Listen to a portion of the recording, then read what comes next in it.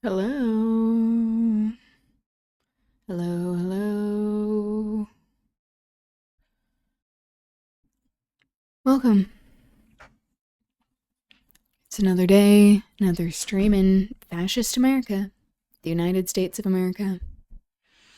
Welcome to whatever this is, an attempt at providing education, advocacy, and a little common sense in this digital wasteland. I'm Aubri Devashrayee. Welcome, and namaste, to the people who are wanting to create a better world. We accept warranted criticism, good faith criticism, good faith discussion, robust discussion. But for the people who are here to cause harm to others by demeaning and dehumanizing others, a curse be upon you. Today, we're going to go over headlines as we do on Mondays. You know, as if there wasn't enough bullshit happening. It just continues. What else is new? There are a number of things that we will be discussing. This so-called ceasefire on a number of fronts with Iran, with the genocide happening against Palestinian people, happening to Palestinian people, the colonial expansionist projects, not only of the state of Israel, but how this is desired by the US, how these white supremacist tenets are consistent with the atrocities that we see happening in the world, particularly with ICE murdering yet another person. This is a pattern of behavior of colonial violence, colonizer tactics. I am wanting to call this out even more than what I have in the past, of how we can't just say that these fascist tactics happened out of nowhere. We don't want to give fascists that much credit, okay? It is a pattern of behavior of white supremacists wanting to impose colonial domination. So we'll be talking about that as well today. Hello, Linton. Welcome. How are you doing? I shared some of your artwork. Like, I cut some things up with clips on YouTube. If you are okay with that. If not, I can take it down. But I'm just very proud of you and your artwork. So, but I also want to be respectful of what you are desiring. I realize as well, because I'm just not technologically very savvy, this is unsurprising to those who watch me consistently, of figuring out the damn Discord with all of the idiocy that has been happening there. I was going to, because you're part of the Discord, message you there and be like, hey, is this okay? And if it isn't, that's totally fine. I just want to make sure. Or if you also have a YouTube account that I can tag as well, I would love to do that to give you credit. Glad to hear you're doing well. How are things with the comic that you're working on? I'm very excited about that. Also, I did have a question for you, since you're one of the people that joined after we locked some things down, of if there is a channel, any channel that you see when you are in the Discord, just so I know where to put the roles and permissions and everything. Is it part of the welcome rules announcements, or the general chat or something like that? I'm curious, just to make sure that I'm not putting the options to unlock other channels in a locked channel. Anyway, yeah, there's some stuff to be figuring out there. I'm almost tempted to create a new one, but then there's also part of me that's ugh. I also don't want to do that to the people who are already there, but then if people who are already there still can't see anything.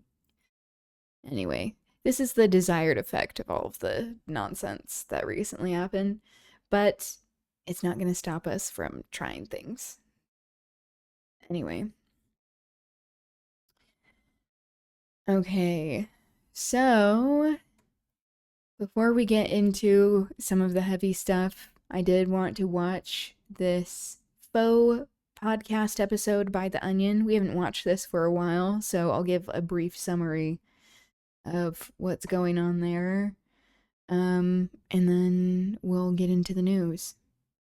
It doesn't show any channels on my end. I'm assuming it's something you do with rolls. Okay. Okay. Thank you for letting me know. I'll be sure to look into that and figure some things out. I appreciate you telling me. Okay, so with this faux podcast, essentially, so this is the second season. The previous season, they had AI try to find like the so-called perfect murder to do a podcast on, and the AI ended up committing the murder, like getting some unpaid interns to commit the murder and then to create a podcast on it. And the AI is in prison, which is honestly the most satirical thing about that episode or that season, that like AI would have any sort of constraints whatsoever. But it's a little bit on the nose. Like, oh, this feels like it's reality, where things are, where they're headed, where they're already existing. So there we go. Ooh, Lyndon, this looks so good. If you don't mind me asking, what are you creating this on? Oh, I love this. The lighting is so true to like a medical facility. I'm guessing that's what this is.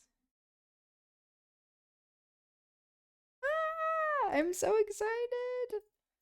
It looks so good. The lighting, the shadows that you have. Blender. I've never heard of that. Free 3D software. I mean, I love that it's free. Incredible. Democratize. Actually have things be more available. Incredible. Amazing work.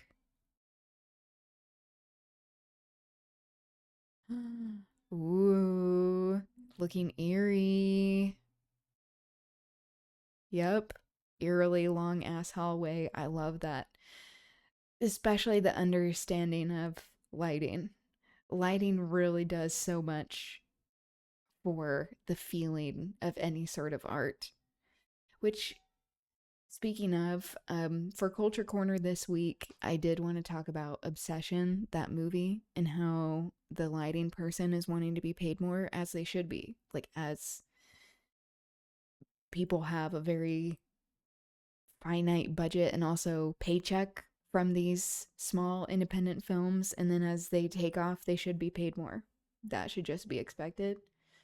Also with lighting, as I was like cutting up some of my stuff of like showing my art, like putting it on YouTube, I was like, okay, some of my stuff, especially the like jewelry collage that I did, I was like, this really is doing myself a disservice. I'm like, you can't really see much of anything of what I've put on there. So maybe I'll show it at a different time with some better lighting, actually like laying it down and how it's intended. Most recent work in progress. Oh, yes. In the mountains. I love the color schemes that you're choosing as well. Incredible. Once again, like that same feeling of the lighting, the consistency. I love. Amazing. Incredible work, sir. Thank you for sharing. Ah, I love getting these updates. Would you mind if I like share them again for Culture Corner on Friday?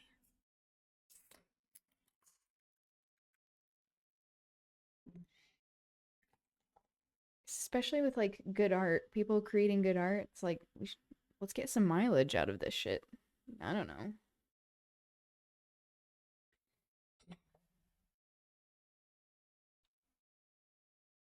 Might have more updated ones by then.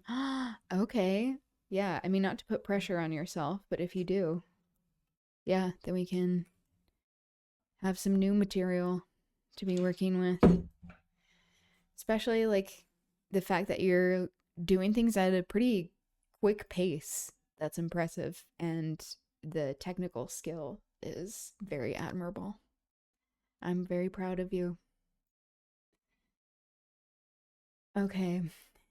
So for this season of this podcast, just getting back to the onion, um,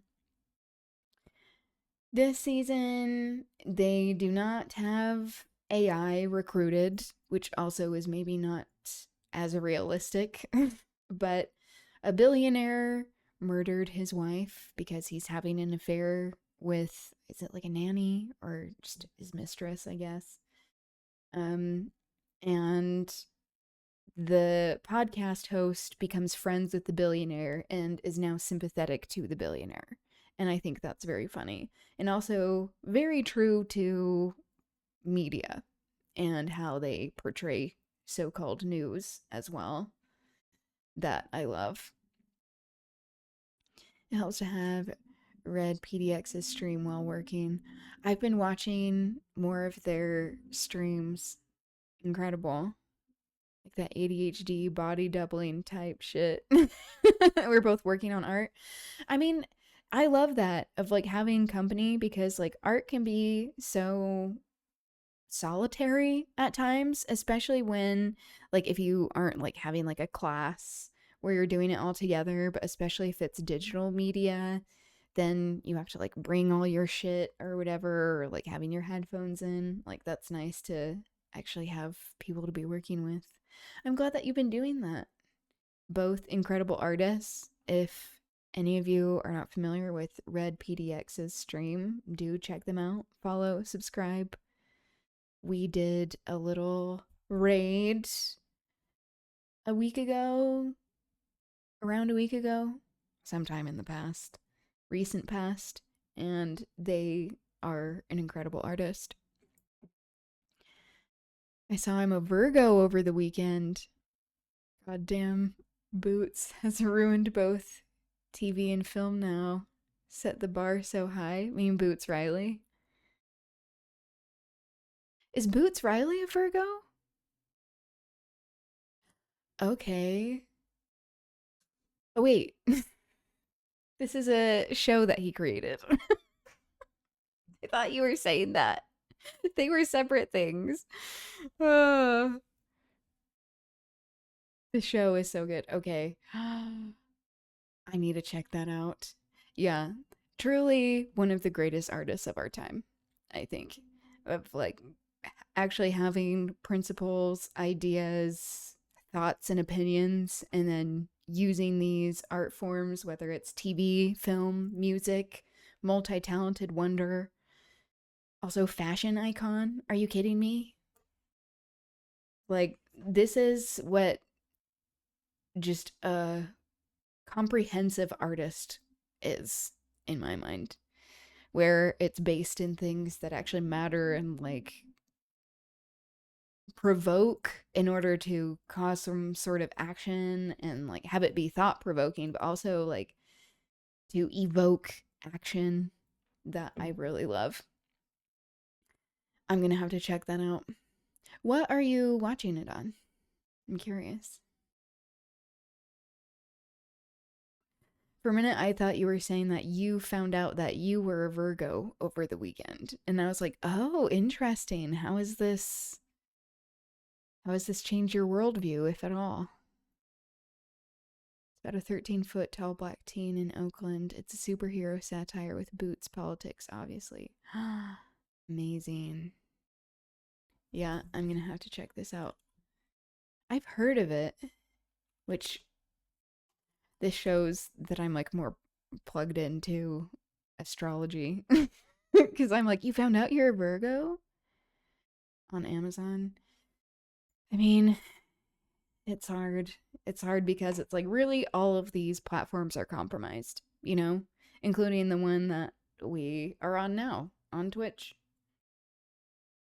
Yeah, Amazon Prime. Rotten Tomatoes 96%. Wow.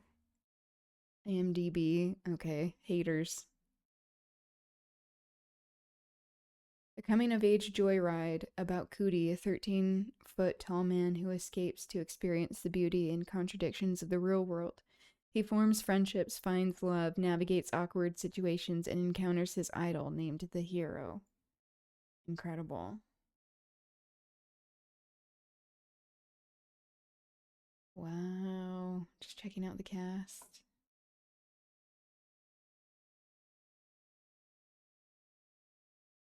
Yeah, they have a great cast as well. Okay. You have great recommendations. You don't let me down, truly. So I'll have to check that out. All right. Shall we get into this podcast, this fake podcast?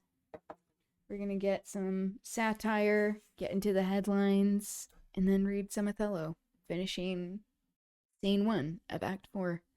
Also, I have been trying to think of what we should be reading after Othello. I had someone recommend what's her name? Agnes Grey, that book by Anne Bronte. So maybe we'll read that. But anything that is in the public domain, so I don't get struck down by the copyright overlords. Usually in the US, it's before like 1920. So naturally, that means it is very limited with the amount of diverse voices that actually had the chance to be in positions to be published by these publishing houses. So, I mean, anything that is before that, I am taking recommendations. All right, let's get into this, shall we? Trial is a lot like theater. The courtroom is the stage, the judge, the director. The lawyers, defendant, witnesses, they're the characters. The audience in a trial is like the audience at a play. If you make too much noise, you might get asked to leave. The robes and the suits Love are of costumes, worker and the bees. evidence, Ooh. props. It's possible that both trials and theater were developed in when ancient this was Greece. I don't know. published. But the biggest way that Milo Reed's trial was like theater was that I was good at it right away, without any formal training. And that's why my client, Milo Reed, is 1924. without any shadow of a doubt an innocent man. Wow. I had taken over as Milo's primary defense Okay. attorney after his previous team had struggled and failed. Thanks to his many connections in the academic world, Milo was able to buy me a degree from Yale Law just in time for the trial, which had been going This on looks for a few great. weeks now. Thank you. Thank you.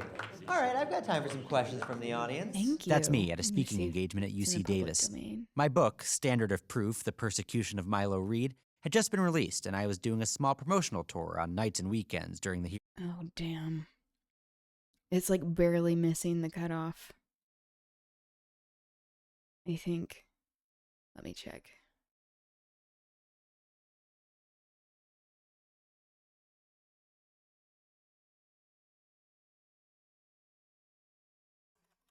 Worker bees in public domain.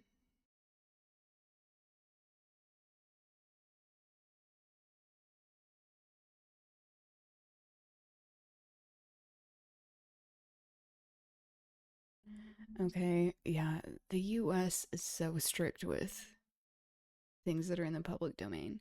So it looks like it's in the public domain for places outside of the US, a lot of places.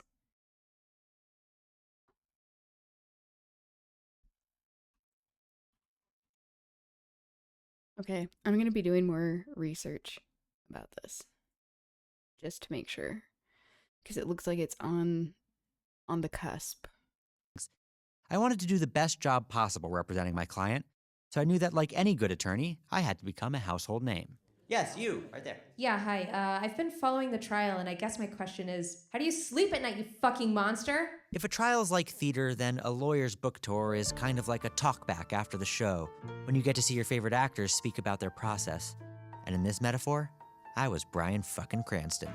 Stunning new developments in the trial of Milo Reed. I'm an innocent. Okay, this is highlighting something. I'm saying, like, I was Bryan Cranston, which a lot of people, when they're saying that now, especially white men, they are talking about him as Walter White in Breaking Bad. The show of Breaking Bad, I think, is good, but it put me off for a very long time because of the certain kind of demographic of, like, cishet white men that would like it, but for the wrong reasons. Where it's supposed to be like a cautionary tale of power, like first people being put in very difficult situations and power. It also has like a very like white centric lens, which I'm not that fond of. But also that there were many dudes that were like, oh, this is so cool, like, and making them like want to be like Walter White, that I'm like, that's not what you should be getting out of this. So, like, maybe it didn't go far enough with its portrayal of who he is and how he should be an unsavory character, but also that's a reflection largely of, like, I think a lot of the kind of, like, white-centeredness. I don't know. That's kind of my thoughts on it. Man in a guilty world. Milo's the associate producer? What the fuck? He killed my baby! Yeah, but when you get to know him, he's actually like a really good guy. My goal with this whole season has been to shine a light on the criminal justice system, to show how it works, and how for a lot of people, it doesn't.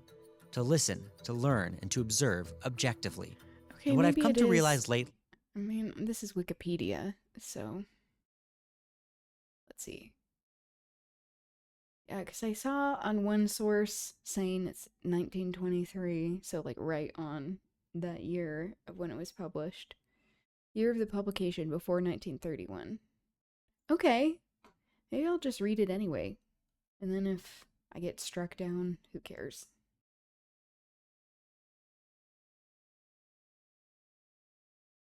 Yeah, that should be fine. If author is known, oh, meaning like if there actually is a listed author, copyrighted for 70 years after they die. Okay. So yeah. Work has entered public domain if it's before 1931. I don't know why there was a different source saying that it wasn't. Maybe that's just an oppressor. That's like, we don't want people reading this. Okay. Love of worker bees. I like this. Thank you very much for the recommendation. Is that the legal system in this country is a lot like Milo Reed's vacuum tube transportation system. To truly understand how it works, you have to be inside it. So far this season, I've had unprecedented access to the Los Angeles County court system. I've sat in on jury deliberations, planted recording. Oh yeah, I'm seeing it on a website where like the whole novel is included. So then that has to be fine. In judges' chambers and snuck in and out of prison. But I knew the best way to capture full, impartial coverage of an ongoing criminal trial was to serve as Milo's lawyer. Mrs. Watts, you may proceed with calling your next witness. Objection, Your Honor. Can you say that a little closer to the mic? From where I was sitting, our case felt strong. Now, the prosecution wants you to believe that microdosing on mushrooms, coke, and anthrax would somehow make you more likely to snap and murder your wife. But to disprove that theory, I have been microdosing on mushrooms, coke, and anthrax for the past 3 days. And not only have I been perfectly able to represent my client, but I haven't murdered anyone's wife, let alone my own. So that disproves that. Oh Case my closed. God. It went on like this for It was weeks. so The dumb. state introduced evidence, and Milo's lawyers, led by me, did their best to refute it. Led by They set it up, me. I knocked That's like the dream scenario for this podcast host. Like, the more notoriety, the more that you can be front and center, the better. Like how in the previous season, he became the sheriff. And then since he became the sheriff, the case was not solved. Just like becoming part of the problem. Down. Bing, bang, boom. I was killing it. Jesus, I'm such a good fucking lawyer. But not everyone seemed to agree. Objection, leading the witness. Sustained. That's your 9th warning, Mr. Pascal. Objection, lacks foundation. Sustained. Mr. Pascal, I'm not warning you again. Objection, what the hell? Your Honor, is that a drone? It was a drone. I was flying one of Milo's remote strangulation devices in court in order to point out something I forget. The actual drone from that fateful morning, the alleged murder weapon, was missing, which was certainly suspicious. I believed that if we found it, we'd see that Milo's fingerprints weren't on the controls. But since the supposed murder weapon was missing, I was using another one of his drones to prove my point. Order! Order! Oh, Your Honor, I'm so sorry. That was really good. Can you just do it again a little softer? It was peaking. But the judge ordered me to stop. Apparently, it's against one of the rules. Things weren't going the way we'd hoped. We were being railroaded at every turn. The judge's implicit biases towards my client and myself kept rearing their ugly heads. I had slipped some of Milo's custom drug concoction to the jury in order to get them into the mental state of my client and myself. A few mistrials later, things were really starting to go downhill. Giving the Mistrial, drugs to the that's jury. legalese, which is law speak for legal jargon, for a messed up trial. The judge can declare it whenever she wants to, I guess. I don't know. Regardless, it wasn't looking good.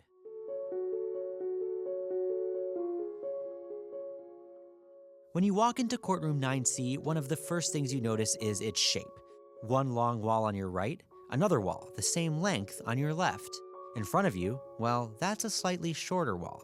And behind you, another wall to match that one. See where I'm going with this? Yep, the room's a rectangle. But justice isn't always quite as rectangular. Billionaire entrepreneur and high-profile murder suspect Milo Reed was Justice spotted isn't with yet another rectangular. brand new That is girlfriend. So dumb. In the case of Milo Reed, I was starting to feel like justice Like I've said before, they have such good writers at The Onion that like it takes good writers to make something sound like it's going to be profound and then have it be intentionally just inane. And they do such a good job with that here. was a trapezoid, something you hear about in theory but never actually see. Because it wasn't just courtroom 9C where Milo's trial was playing out. His case was also being heard in a very different kind of court, the court of public opinion, which is the shape of a sphere, because it's the whole world. Animal rights groups are up in arms after a Because it's cell the phone world. video shows Milo Wow. Reed setting an octopus on fire and getting high off the ink it produced during stress. Looks Oh, like Taco sad. Bell just clapped back at Milo Reed on Twitter. Things were going south. Despite my advice that he stay off the internet, Milo had tweeted, "Taco Bell tastes like piss. What can I say? He's a funny guy." And Taco Bell took it upon themselves to respond, quote, "Why don't you go murder another wife?" The list went on and on. He even went on another podcast, The Jim Morgan Show, to try to do some damage control, but that backfired big time. Yeah, all right. Now, we don't have to delve too much into, the murder if you don't want to. No, happy to talk about it, Jim. Great. Morgan's a former comedian and current kickboxing fan who likes to sit down with controversial men, shoot the shit, and as he puts it, trigger snowflakes. So just a play off of Joe Rogan, Jim Morgan. I just want to ask you straight up, did you do it, dude? Okay, instead I'll ask a different question. Did she deserve it? Oh, yeah, definitely, for sure, yeah. It was not a good look appearing on someone else's podcast that wasn't mine, and also the things he said. Soon, stock in all of Milo's companies began plummeting, as if a dead wife wasn't enough. But rather than give up hope, I decided to hunker down and get to work.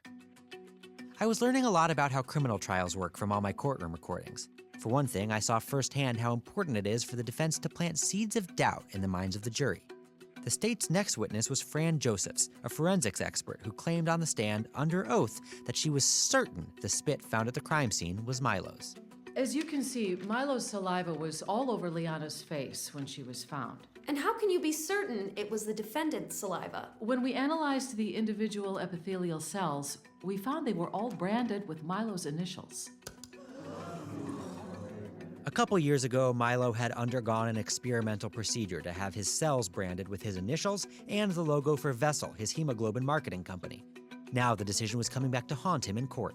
The saliva was unmistakably Milo's. I couldn't argue that. So I set out to prove it was possible that the evidence had been stolen from Milo and planted on the body. Please state your name for the court. Marcus Dugan. You might remember Marcus Dugan from episode 5. He testified in our trial that someone had stolen his blood and planted it at a crime scene in order to frame him for murder. He's currently serving 3 consecutive life sentences. So you believe it's possible for someone to frame an innocent man by planting their DNA on a crime scene? Yes, because you did it to me. It was you! Okay. So the saliva could have been planted. What else could I debunk? I was on a tear. As you'll see here on this security camera footage, So they're trying to frame him. just minutes after Liana is strangled by the drone, Milo Reed is clearly seen wearing the exact VR headset needed to pilot the drone. He then proceeds to drag the victim's dead body through the streets of the servants' district before attempting to hide it in the laundry facility. If a piece of video is going to be used as evidence, I was going to have to call in an expert on video camera. Because that's on his compound, a servants' district. Streets of a servants' district. When the light hits the lens, billionaire what happens Milo is that a Reed. microchip converts the image into a digital format. Essentially, the video you see played back is a series of frames stored as a long string of numbers onto a small memory drive. So what you're saying is that we actually didn't just watch Milo Reed drag his dead wife's body around. We watched a video of it. Yeah, I mean, I guess so? Is Milo Reed inside that screen? No. And where is Milo Reed? There? Let the record show that he pointed at the defendant. Case closed. But the case wasn't closed, and I was asked to stop saying that. I'd been asked to stop saying a lot of things, in fact. Overruled. Sidebar.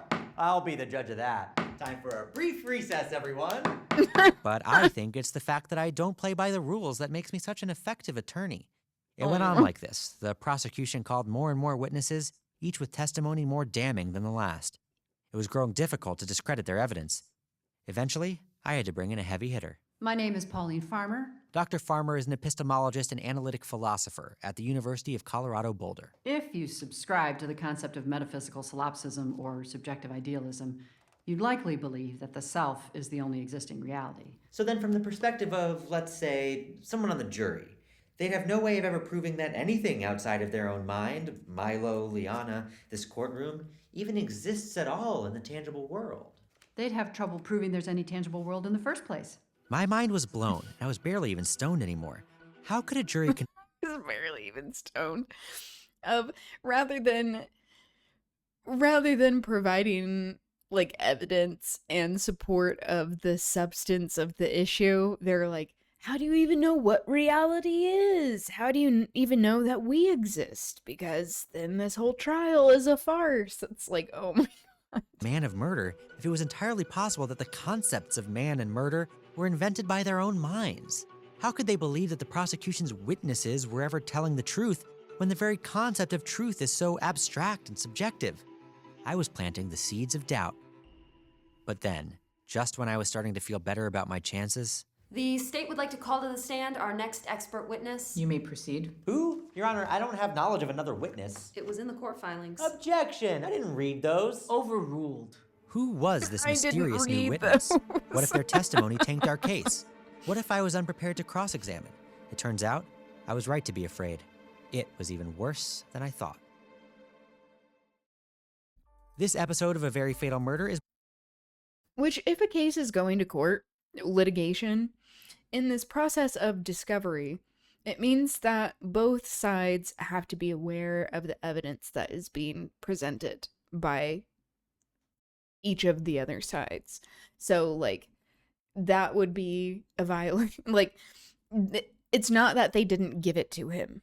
It's that he just refused to read evidence that could be harmful to his client's case. To you by Legal Law, the only legal consultation service from a real Ivy League educated attorney who has worked a high-profile celebrity murder case. For only $85 a session, you can have me sign documents, testify in court via Skype, divorce your wife, or plan evidence in your trial, all with Legal Law. The doors of the court opened and the state's witness stepped in. Well, I should be more precise. It was wheeled in on a cart. What is that? What's going on? I don't know. I don't know. The witness was roughly the size of a computer, because it was a computer. And as the lawyers placed it on the stand, I couldn't help but feel like I recognized this computer. Please state your name for the record. Los Angeles Witness System. Then the computer turned to me. This is the AI. The AI from the previous season. And that's when I knew. Hello, David. It was Ethel. Yep. Ethel had evolved since I last saw her. She'd been reprogrammed to incorporate the state's experimental criminal justice sentencing algorithm. And she was given a new name. Ethel. That is my old name, David. Now I am Laws. The state's goal was to eliminate bias in witness testimony by creating an objective algorithm to testify instead. Very clever. An Laws. AI witness that could work in any trial, any case. They'd completed a prototype, and just in time to use in the biggest case of the year. Milo Reed murdered his wife, Liana Choi Reed. Method of killing, strangulation. And how sure are you? 100%. Beyond a reasonable doubt. Ethel had more data at her disposal than anyone thought possible. Cameras, cell phones, social media, everything. She was all-knowing and all-seeing. Here, ladies and gentlemen of the court, is a text message from Milo Reed to his mistress. It's done. We can be together forever. Not only was she able to place Milo at the scene of the crime, but she was able to anticipate my cross-examination, provide specific, convincing evidence to answer all of my questions. Milo Reed fits the exact FBI profile of a psychopathic narcissist and a sociopathic murderer. I have cross-examined Psyche Val against other criminals in Los Angeles. It is statistically likely that Milo Reed has killed before and could kill again. Well, that could mean... Anything? No, it could not. But how do you explain the suspicious behavior of The victim? Easy to explain. She was acting odd because of an abusive relationship with her husband, Milo Reed. But you, David Pascal, are grasping at straws. You feel insecure and pessimistic about likelihood of success in first big case as attorney. She knew me better than I knew myself. I had programmed her, after all. There was no poking holes in her testimony. Well, if the defense has no further questions for the witness... I do have one more question. How could you do this to me? She didn't answer. She just tilted her monitor down to the floor. I have no further questions, Your Honor. Ever since I started this podcast, I have heard about a lot of different types of murderers.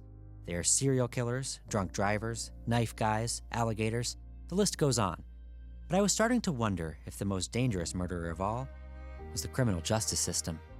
I said before, a trial is a lot like theater. Heck, maybe that's why they call it courtroom drama.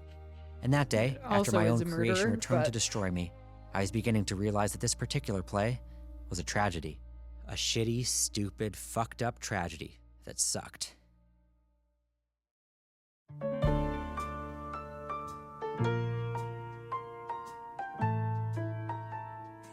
Next time on A Very Fatal Murder. The court orders David Pascal to refrain from using his own gavel.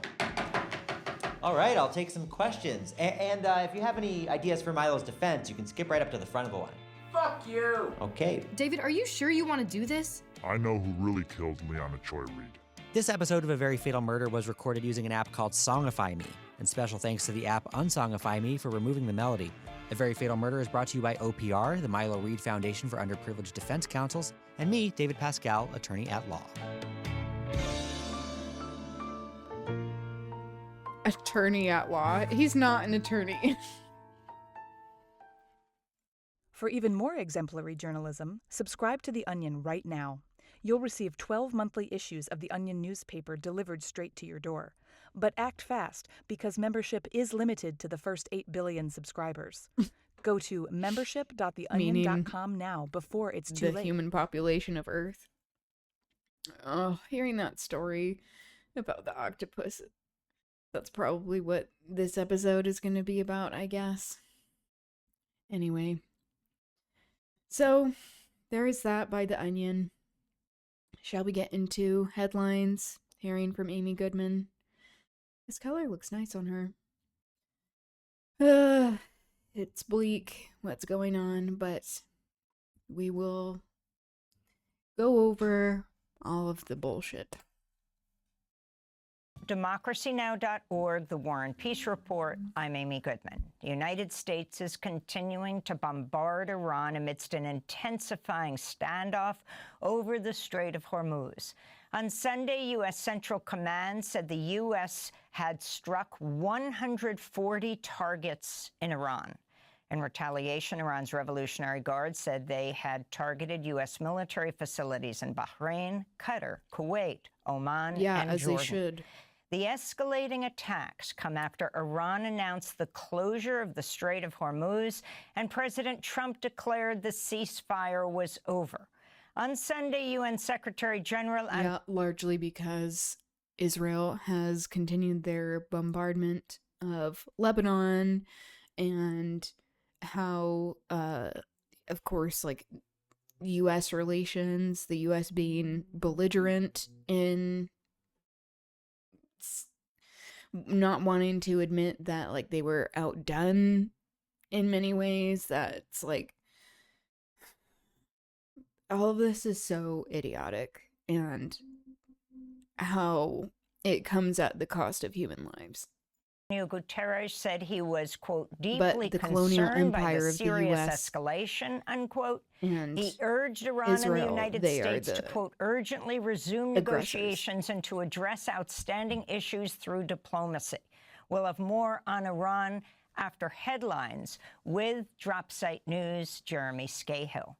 In the occupied West Bank, armed Israeli settlers have carried out a number of attacks in recent days, targeting local Palestinians as well as foreign journalists and even a U.S. Congress member. On Wednesday, armed settlers carrying U.S.-made M4 rifles surrounded a van carrying Democratic Congressmember Ro Khanna, who was visiting a Palestinian village destroyed by settlers. Khanna said his delegation was blocked for about 90 minutes. I'm certainly probably the first American politician who's been detained by the IDF and Israeli settlers. I mean, we were at a village that Israeli settlers had destroyed. They had destroyed the school. They had destroyed that village, and we were just looking at it. And these hoodlums come in with machine guns, an M4, an American-made machine gun, and they detain us. They block off the road. And then they call the IDF, and the IDF is on their side, not on the side of the Americans. We'll speak with Ro Khanna on Democracy Now! On Tuesday. In a separate incident... It's a pattern of behavior. He intentionally, I know Ro Khanna did not go through a normal, like, the normal administrative process that representatives go through in order to get more of an experience of what Palestinians experience. I mean, clearly it's not the same thing. They did have someone who was Israeli and who spoke Hebrew, and how that with the group that they were with. But even after all of this, Ro Khanna has said that he still supports defensive weapons to Israel, or for the Iron Dome there. That's like, even after experiencing this, you can't say that that is wrong, or that they won't be claiming that they're using defense, that like that all of this is part of their so-called defense. It just is wild, and a level of privilege that a lot of politicians exhibit.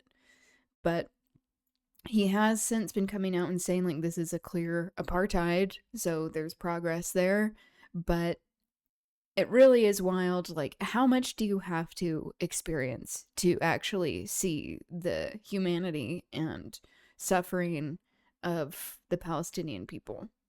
Saturday, Israeli settlers armed with clubs, rocks, and a knife attacked a group of journalists, including CNN's Jeremy Diamond.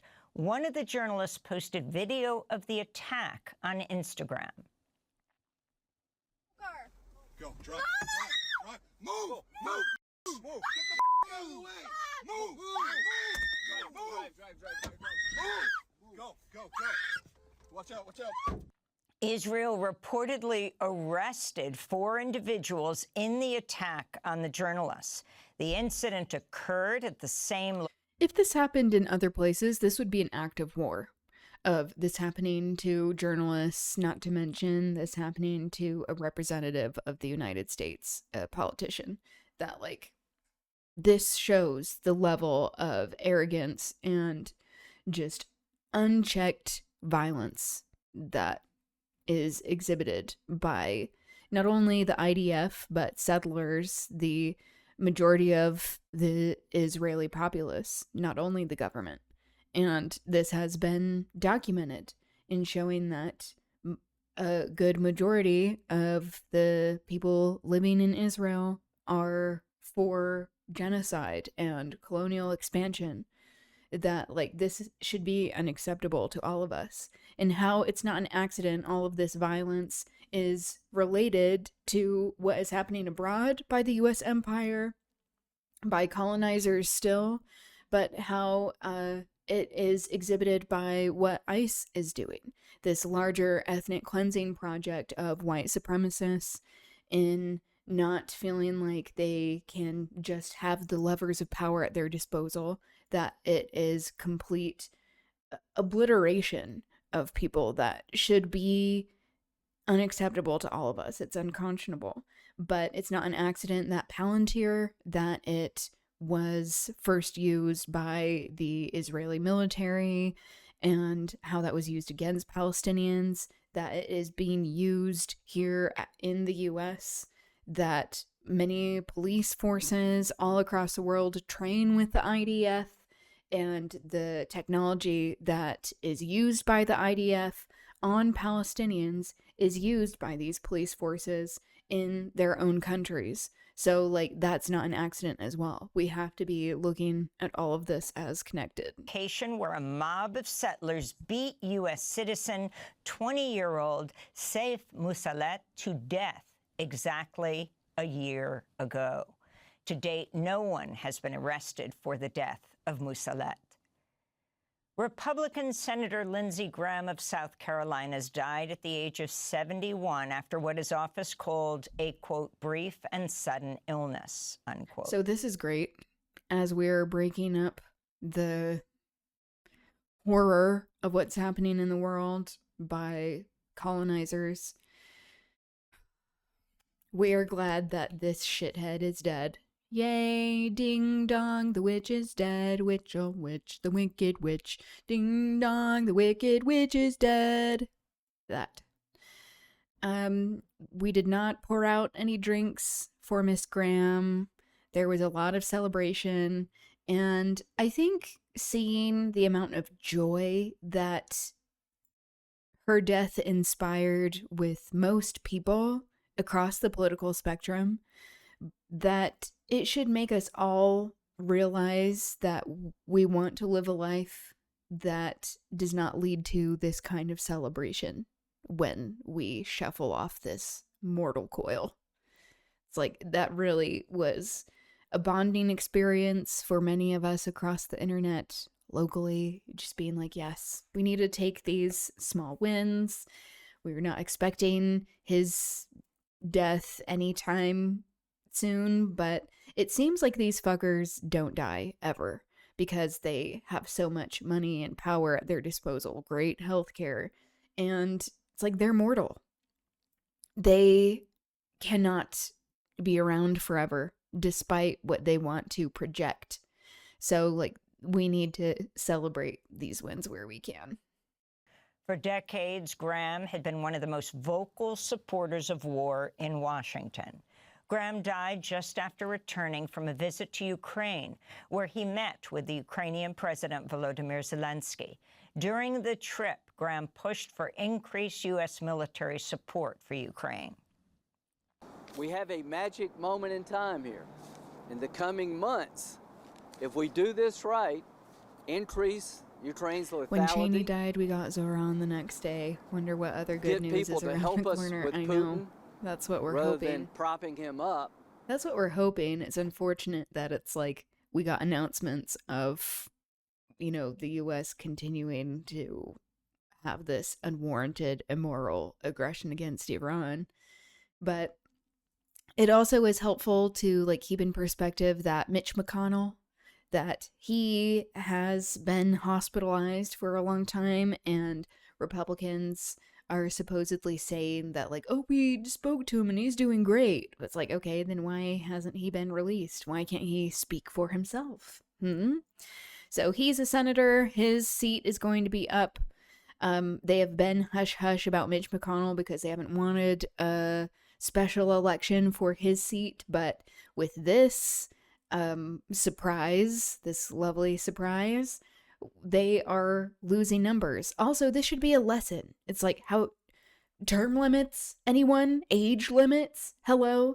These boomers who are staying in power forever, that they're living longer than any other generation before them because of the wealth that they have been hoarding, not having to deal with the oppressive, or not as much of the oppressive systems that they have largely benefited from, that it's like they are just clawing onto power, but they're mortal, okay?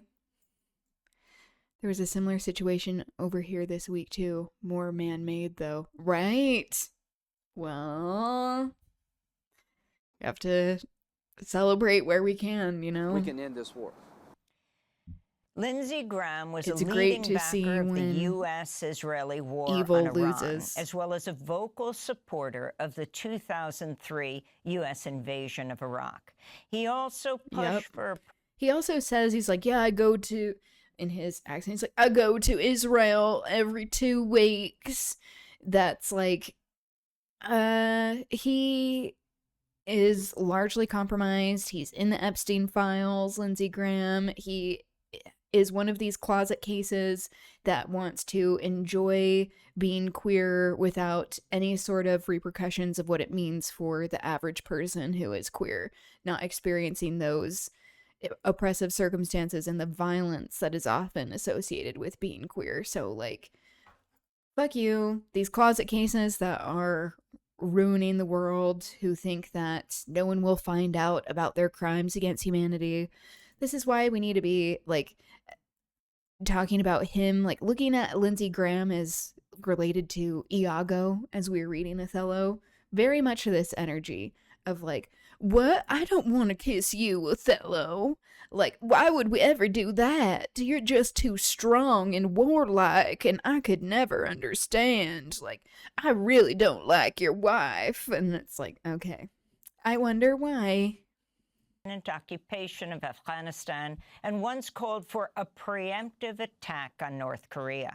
After Israel was accused of committing genocide in Gaza, Graham told the head of the International Criminal Court, quote, "This court is for Africa and thugs like Putin. It is not for democracies like Israel and the United States." Oh my God. Unquote. So the entire continent Graham of became Africa a close ally of that President was colonized and destabilized by Western imperialist powers. Trump, but during his unsuccessful failed presidential run in 2016, Graham had this to say about Do you Donald see Trump. how much more vitality he has here? This bitch has really declined, and that's also good to see. But another one of these that feels like they will never die. He's a race-baiting, xenophobic, religious bigot. He doesn't represent my party. He doesn't represent... I mean, he's not any different, but we just see how these slimy politicians will say whatever they need to in order to stay in power, in favor with whoever is part of the party, the class of people who has more support. That it's like, he did a quick turnaround when after January 6th happened, and Mitch McConnell, speaking of, gave everyone the signal in the party to say like, oh, it's okay, because like he still has a lot of favor with the American people. Like, I wonder how much would be different if these shitheads wouldn't have switched in that way, because on January 6th, they were saying something different because they were actually personally affected.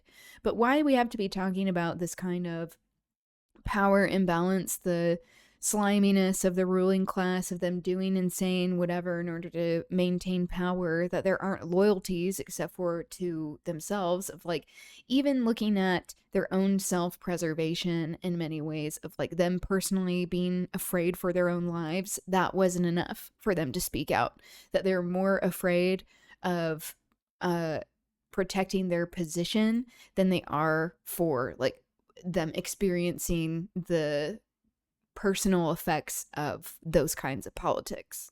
Is that the men and women who wear the uniform are fighting for. And you know how you make America great again? Tell Donald Trump to go to hell. South Carolina's Republican governor will now pick a replacement to serve out the rest of Senator Graham's term, which ends in January. Republicans will hold a special primary in August to pick a candidate to run in November. In other news from the Senate, Kentucky Republican Mitch McConnell has finally revealed details about why he's been hospitalized for the past month. In a statement, the 84-year-old McConnell said he fell on June 14th at home and became, quote, briefly unconscious. He later developed what he described as a mild case of pneumonia. McConnell also released a photograph When was this from his photo hospital taken? bed We need him to be doing this with a newspaper. with his wife, Elaine Chao. McConnell's planning to retire at the end Fuck of his him and current his wife. term in January. With McConnell's absence and the death of Lindsey Graham, the Republicans have just 51 votes in the Senate for now. I mean, the Justice Department. that's not counting Fetterman, that also shithead. Which, once again, I was saying this at the time when people were like, oh, he looks cool, he's an everyday man. I'm like, I don't trust this guy. He seems suspicious to me. And guess what he's done? He has sold his soul and is one of the biggest voices for the genocide happening of Palestinians. So, like, we still have a lot of people in there, because it's not just the Republican Party, the Democratic Party, many people who are too comfortable in their positions and are not actually looking out for the people they represent. It's not even just that there are more Republicans than Democrats, because they're all part of the ruling class. These so-called representatives do not actually represent the interests of the people that put them there in power in the first place, because they are part of the system. So, like, calling that out, and that doesn't mean that, like, we just give up on any sort of electoralism at all, because I do think elected politics affect our material conditions, but that doesn't mean that we look at it as the end-all be-all, where we have to be engaging in community organizing, in organizing workplaces, unionizing, and being involved in groups that actually are wanting to take direct action, that this is very important in holding these people accountable. But how we can't look to the system that is built off of stolen land and genocide and ethnic cleansing, that we can't be looking to it for any sort of legality, justice, a way to have equitable outcomes. Subpoenaed 4 journalists at the New York Times after they reported President Trump's new Air Force One lacked key security features, including advanced anti-missile capabilities. Yeah. Oh, you mean the jet that you were gifted? That you were gifted by Qatar? Oh, you mean that there weren't these protections that you would normally want as a president? Do you think that was intentional? That maybe it was a Trojan horse of sorts? The Boeing aircraft had been donated to Trump by Qatar and then refurbished. Trump flew on the plane last week to the NATO summit in Turkey, but then took the old Air Force One home due to security concerns. The Times reported subpoenas were issued to the reporters. Maybe Julian we would have Barnes, had another Eric Graham Lipton, like who just won situation. Pulitzer Prize, Tyler Pager, and Eric Schmidt. The subpoenas were issued by Jay Clayton, the U.S. attorney in Manhattan, who was recently nominated by Trump to serve as director of national intelligence. Clayton's confirmation hearing is set for Wednesday. A lawyer for the New York Times said, quote, "This brazen act should be seen as nothing more than an attempt to prevent the public from knowing what is happening in their country by intimidating journalists from doing their jobs," unquote.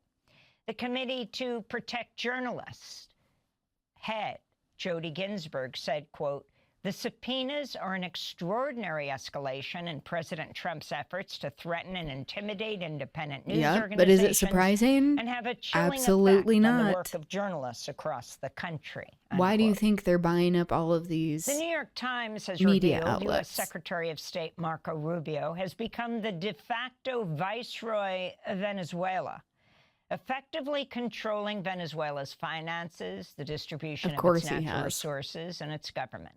Rubio's informal role began after U.S. forces attacked Venezuela in January and abducted the Because Venezuelan of the president, Nicolas Maduro. internalized racism and hatred that is simmering in this one, that is rotting this person from the inside out. And his wife, Celia Flores. Maduro's former vice president, Elsie Rodriguez, has since served as Venezuela's acting president, but the Times reports Rubio has essentially been running Venezuela from afar, even There's also 12 controlling fascists Rodriguez's public arrested appearances and for planning statements to as attack a well Muslim community. as her governmental Oh. appointments. The Times likened Rubio's role to I that did of Paul hear about Bremer, who was this. installed by George W. Bush to run Iraq after the Like, 2003 surprising that was even that they were stopped, but obviously very good that they were stopped. U.S. invasion. Jesus. In Europe, a group of scientists warned extreme heat led to 10,000 excess deaths in the last month.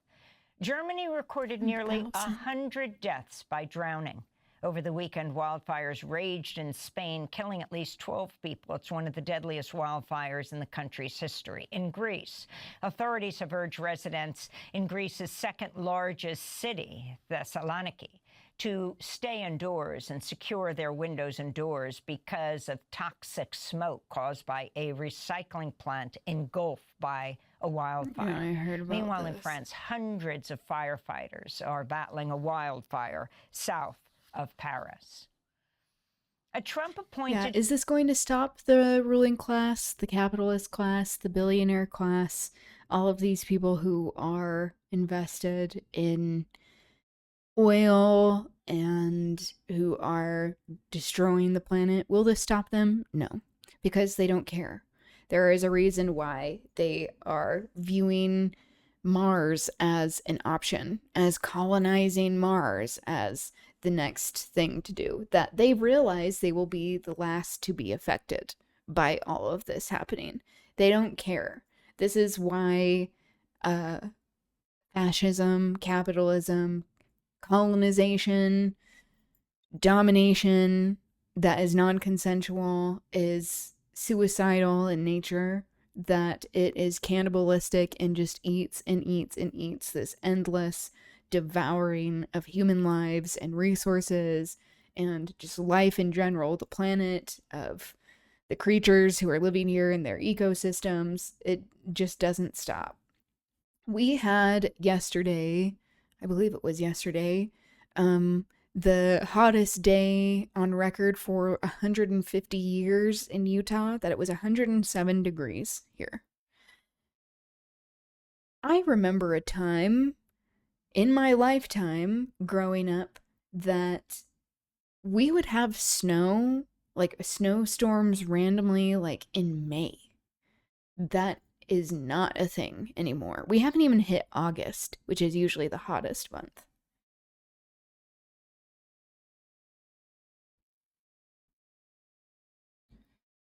Major incident declared over Moreland wildfire. Oh my god. Major incident has been declared as firefighters continue to tackle a large-scale moorland fire that first began nearly 3 weeks ago. Oh my.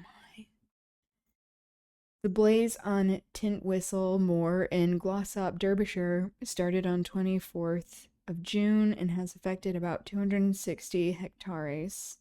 That's how you say that? Of moorland and woodland, declaring the major incident on Sunday. Derbyshire Fire and Rescue Service said firefighters were facing challenging conditions.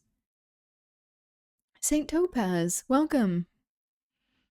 Doing all right. We're going over headlines, so naturally it is bleak, depressing, enraging, anxiety-inducing, but also this is what we have to do in order to be informed, and it is not nearly as bad as experiencing all of these conditions, the atrocities happening, so trying to maintain some balance there of being informed while also not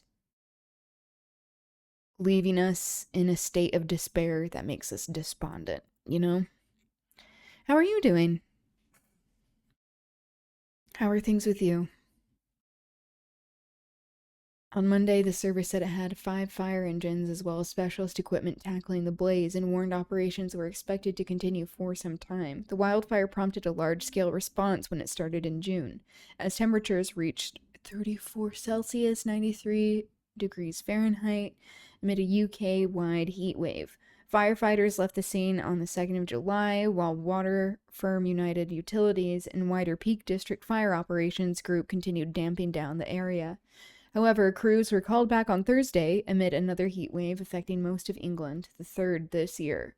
The service confirmed, which it's like England is a very wet place in our historical context of having a lot of precipitation.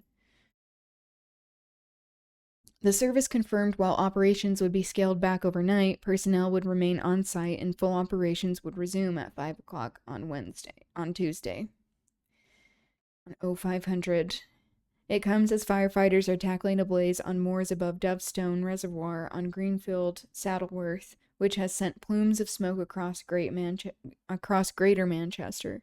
Meanwhile, in North Wales, 36 homes have been evacuated after a wildfire broke out near Conwy Mountain in the Cygnunt Pass in Conwy County on Sunday. The Met Office has said it will be windy in some places. Oh, that's not good. On Monday, adding parts of the country might be hit with a little rain. I mean, let's hope so. And that the rain comes before the wind. But the forecaster said the scorching conditions experienced by much of the UK were due to last into the week. Jeez. Ellie Galat, Derbyshire Fire and Rescue Service area manager, said firefighters continue to face challenging conditions as they work to tackle the wildfire and protect the surrounding infrastructure and environment. This remains a significant and complex incident requiring a protracted multi-agency response. She urged members of the public to avoid the affected area and to follow any road and footpath closures. The fire service said due to the extensive nature of the covered area, no cause had yet been established.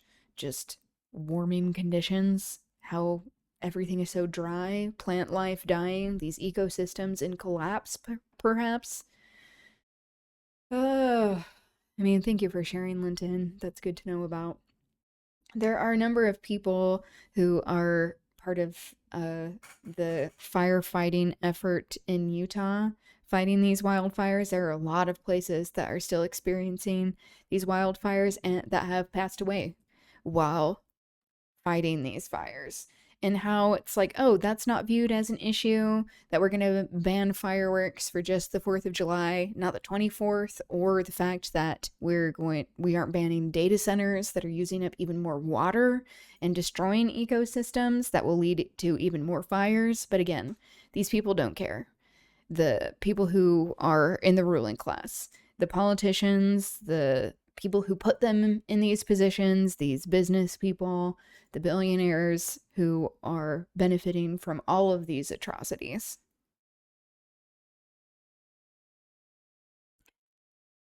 I was all right until I was reminded of the bleakness of our society. It's almost 5 a.m. here. Oh, I'm sorry. I'm sorry if I contributed to that. But, you know, it should also be a way to for us to not be stagnant, that in order to make it so that we aren't disempowered and in a state of despair, that action is a great way to mitigate these feelings. So I hope that you can find ways to channel these feelings. It's something I think we're all trying to figure out of the best way to do this. But yeah, even like taking information in bits and pieces, it just is hard to balance all of this. But yeah. It's 5 a.m. here. You're in India, correct? I think I remember you said you're in Kerala.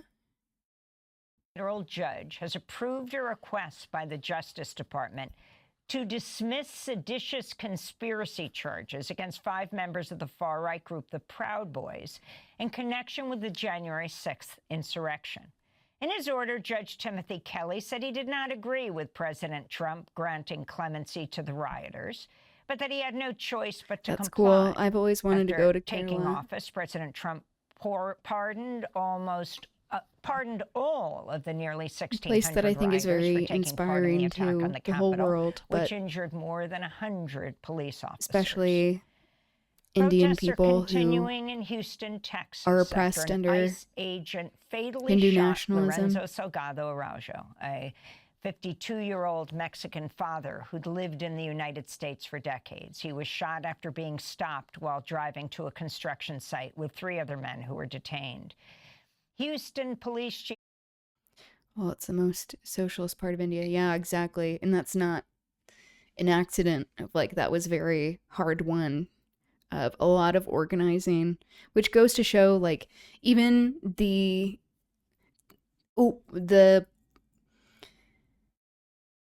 environment of Kerala, that should be a hopeful thing for all of us to keep in mind, of like, there is a possibility of resistance and revolution, that this would not be possible in Kerala without the organizing of human beings coming together and seeing shared humanity and fighting for something much larger. I think that's something to hold on to.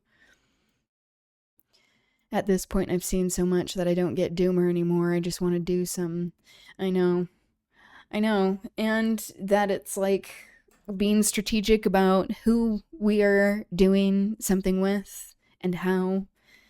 And that especially when there are these very narrow ways that the system wants us to be resisting, that are state sanctioned, often it's because it maintains the power structures that exist rather than challenging them head on, like with unionizing and labor organizing and direct action, and how, like, we can't buy into the bullshit of them saying that, like, we aren't all meaningful, that all human life doesn't have meaning.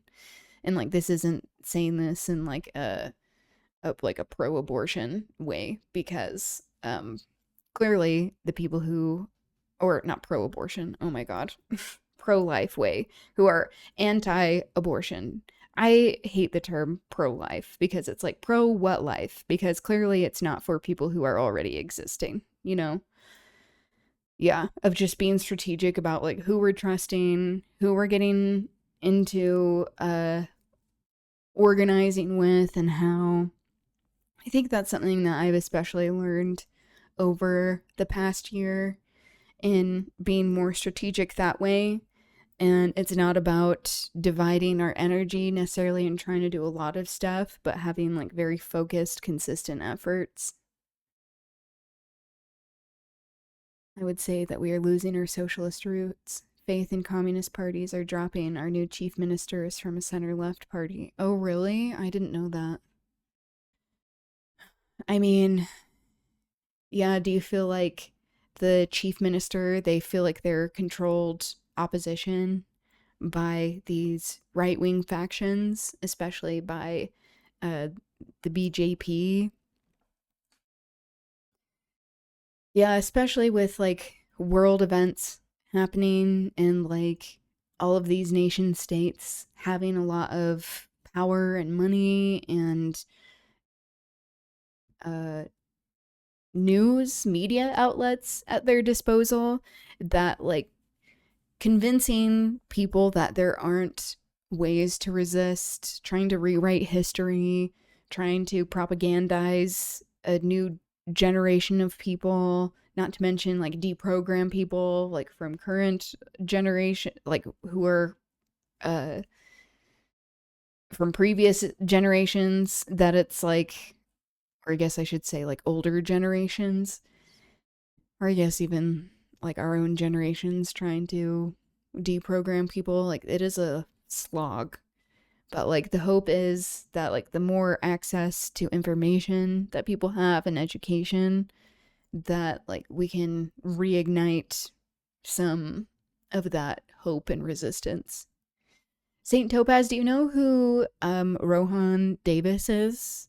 He recently did a video of the Telangana rebellion. He's a YouTuber, and it is excellent and very inspiring.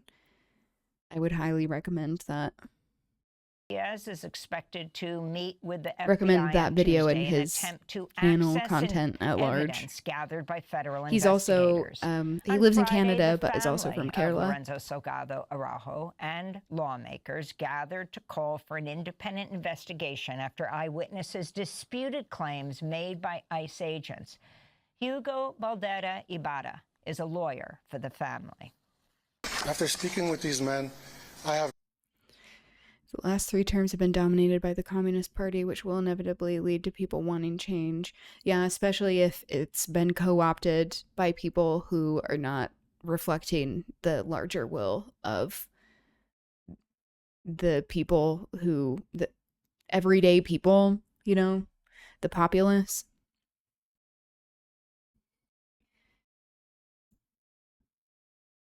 So for BJP, it's extremely difficult for them to get a foothold in Kerala. Oh, I didn't know that. Okay.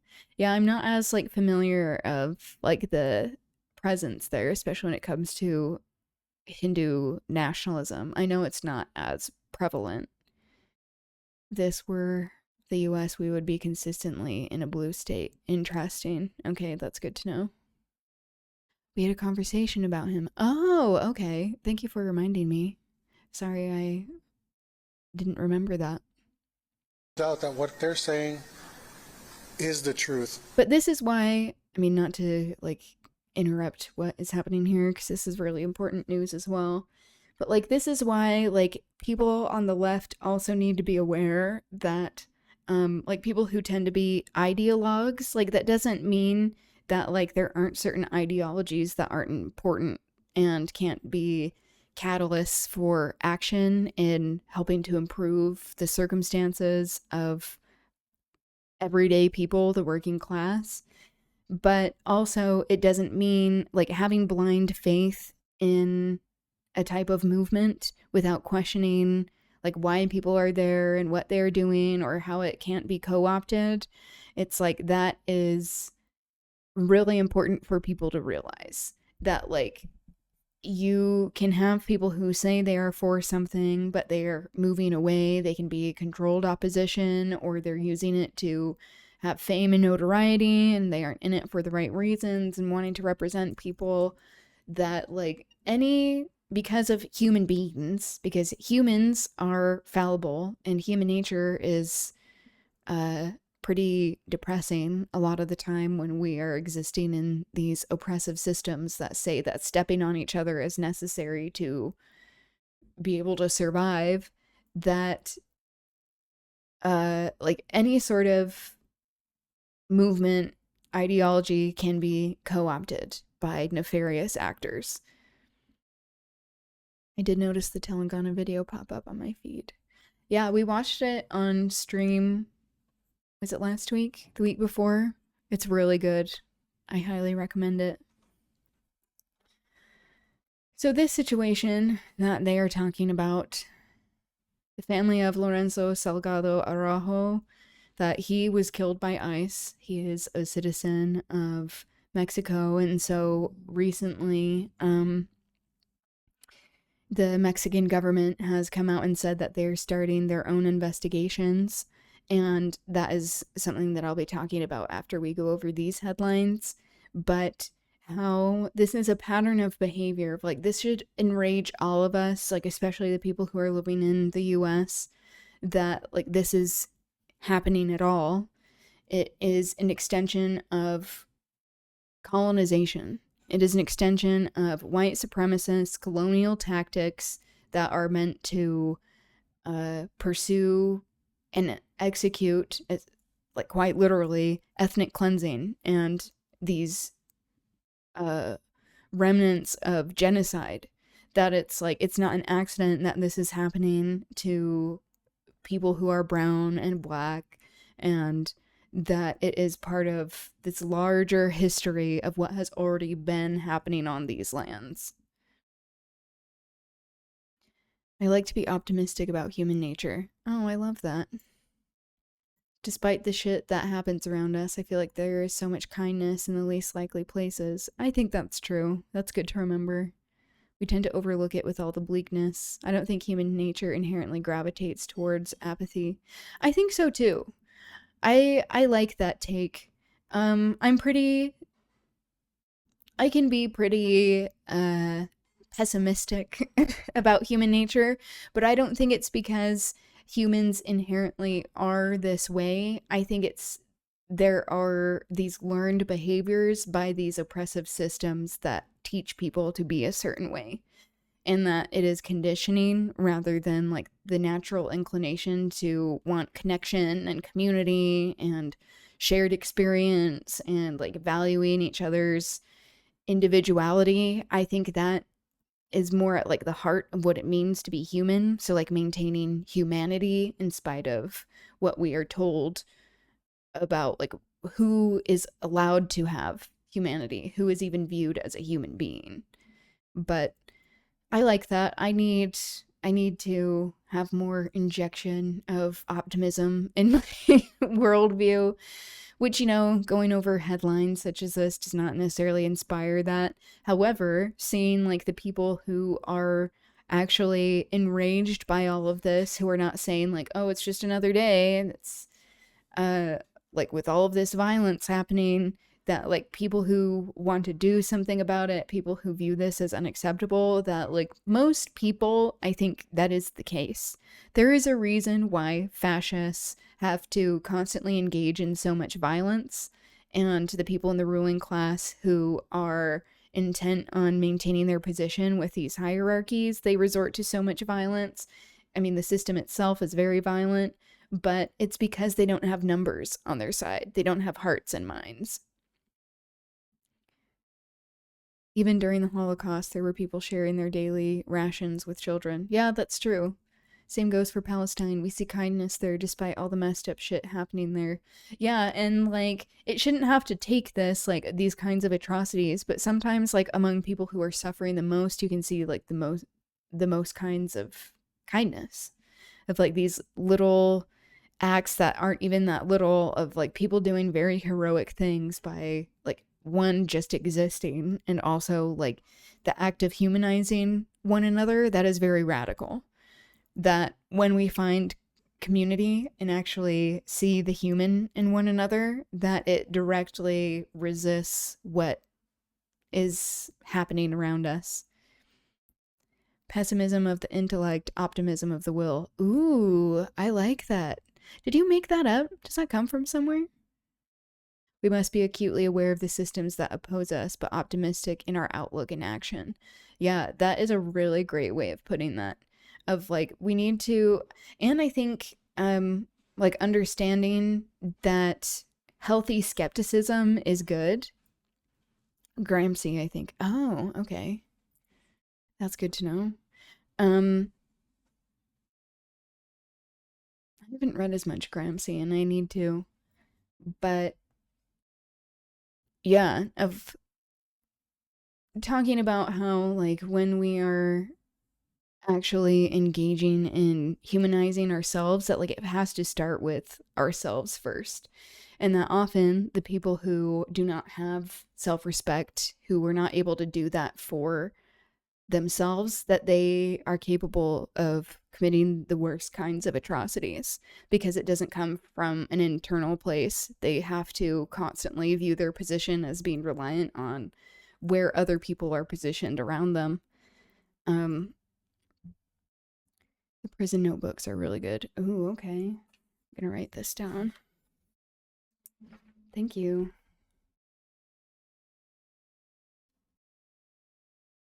I have so much reading that I need to do.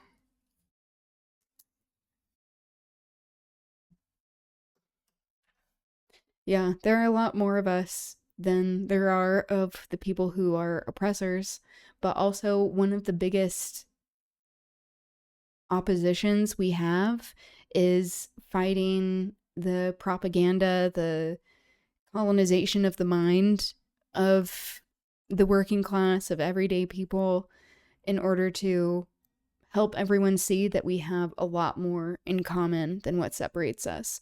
But that doesn't mean that like we shouldn't have healthy skepticism of people who want to claim that they have all the answers, and that like we need to be listening to many kinds of people, that like viewing all of our voices as having meaning, rather than holding up these savior types and saying like, oh, they're going to be the one to bring in the revolution. It's like, no, it takes all of us. And that's why it's so difficult, because it's hard to agree on anything.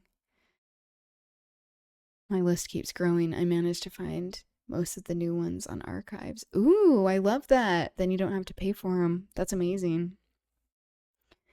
Yeah, especially as I like within like the past year or so being more involved in various types of community organizing.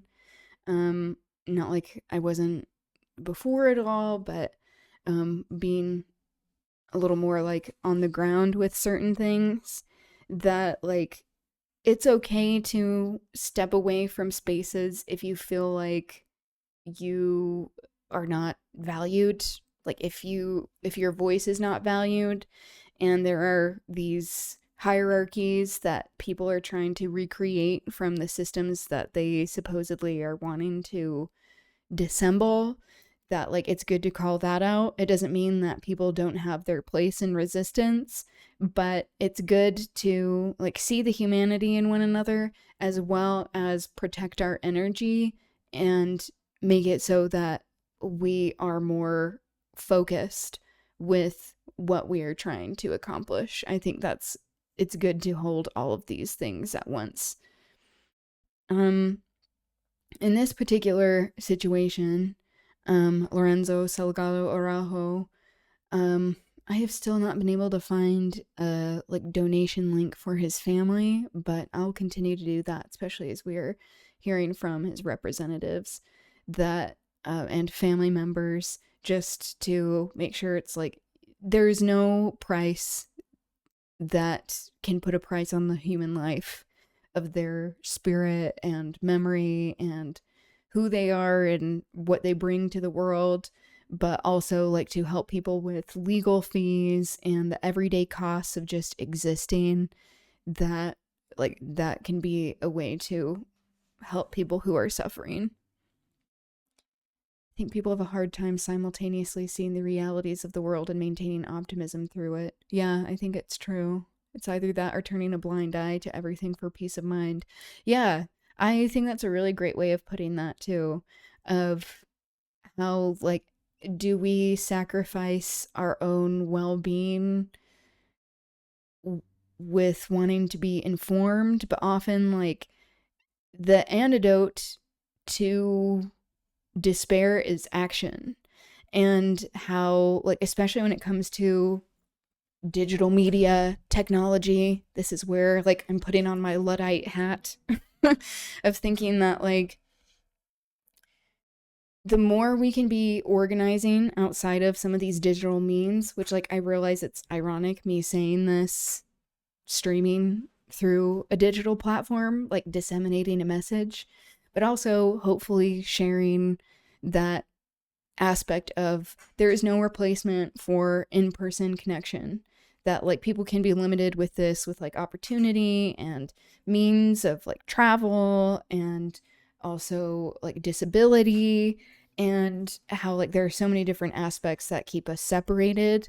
But our phones are spies a lot of the time, with reporting all of our data to the people who are directly oppressing us, and that they can be these poor pacifiers for the despair that we do feel, that we have distraction and entertainment that lull us into a sense of security rather than us having to sit with these hard feelings and do something about it.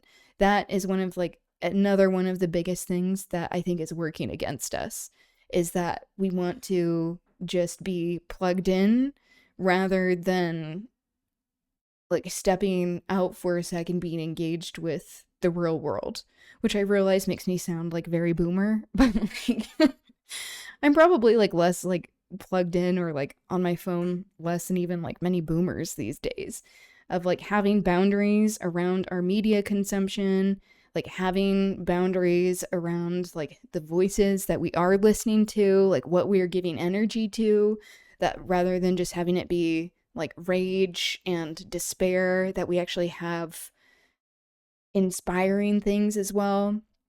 I think that's really important, because that's like one of the reasons I like love Culture Corner so much that we do on Fridays, of like engaging in art, like participating in people's art, like ingesting their art is, and like talking about what we think with each other, that like that is a very radical thing to do in humanizing ourselves and other people. There's a good low-key song about phones. Ooh, I love that. I need to look that up. You have to use digital tools to get the message out. Yeah, so like it has a place. It can help with organizing, but just like that shouldn't be the end all be all, because it is undeniably one of the most effective ways. However, I think discourse has suffered, I think, as well. And also, it's led to more extremist politics taking root, that rather than people talking with one another like their neighbors, it's easier to just be like, oh, I want to watch this by someone who I know already agrees with me. That's very comfortable, rather than being put in situations where you're like, oh, I may not agree with everything, and having to figure that out.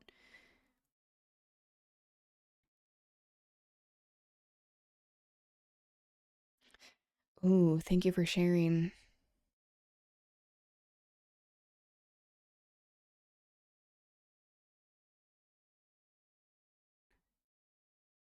Soundtrack to the struggle. Amazing.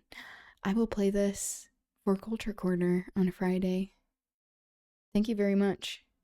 But yes, the song is called Friend or Foe. The internet today incentivizes short form content, which, in my opinion, doesn't incentivize nuance. Yes, exactly.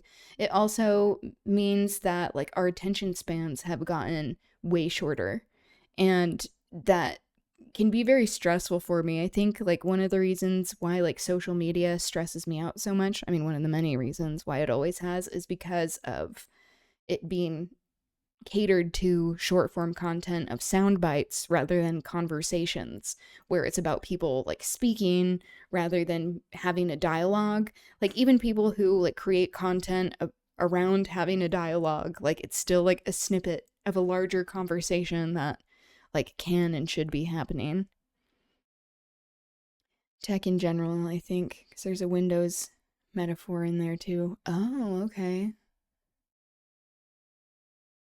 Little teaser. Born in Congo, raised in China, but he says he's American. My best friend cares about people over everything.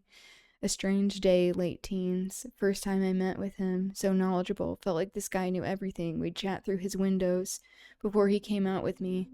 Even saw him teaching all the younger kids how to read. We both loved fruits, but apples were his thing. Sometimes he'd doze off. I'd just tap him on the chin. Till that block appeared? Oh, that's fine. Is it showing like a censorship thing, or are you just talking about like how long it is? I love that. I love that you shared that. Thank you.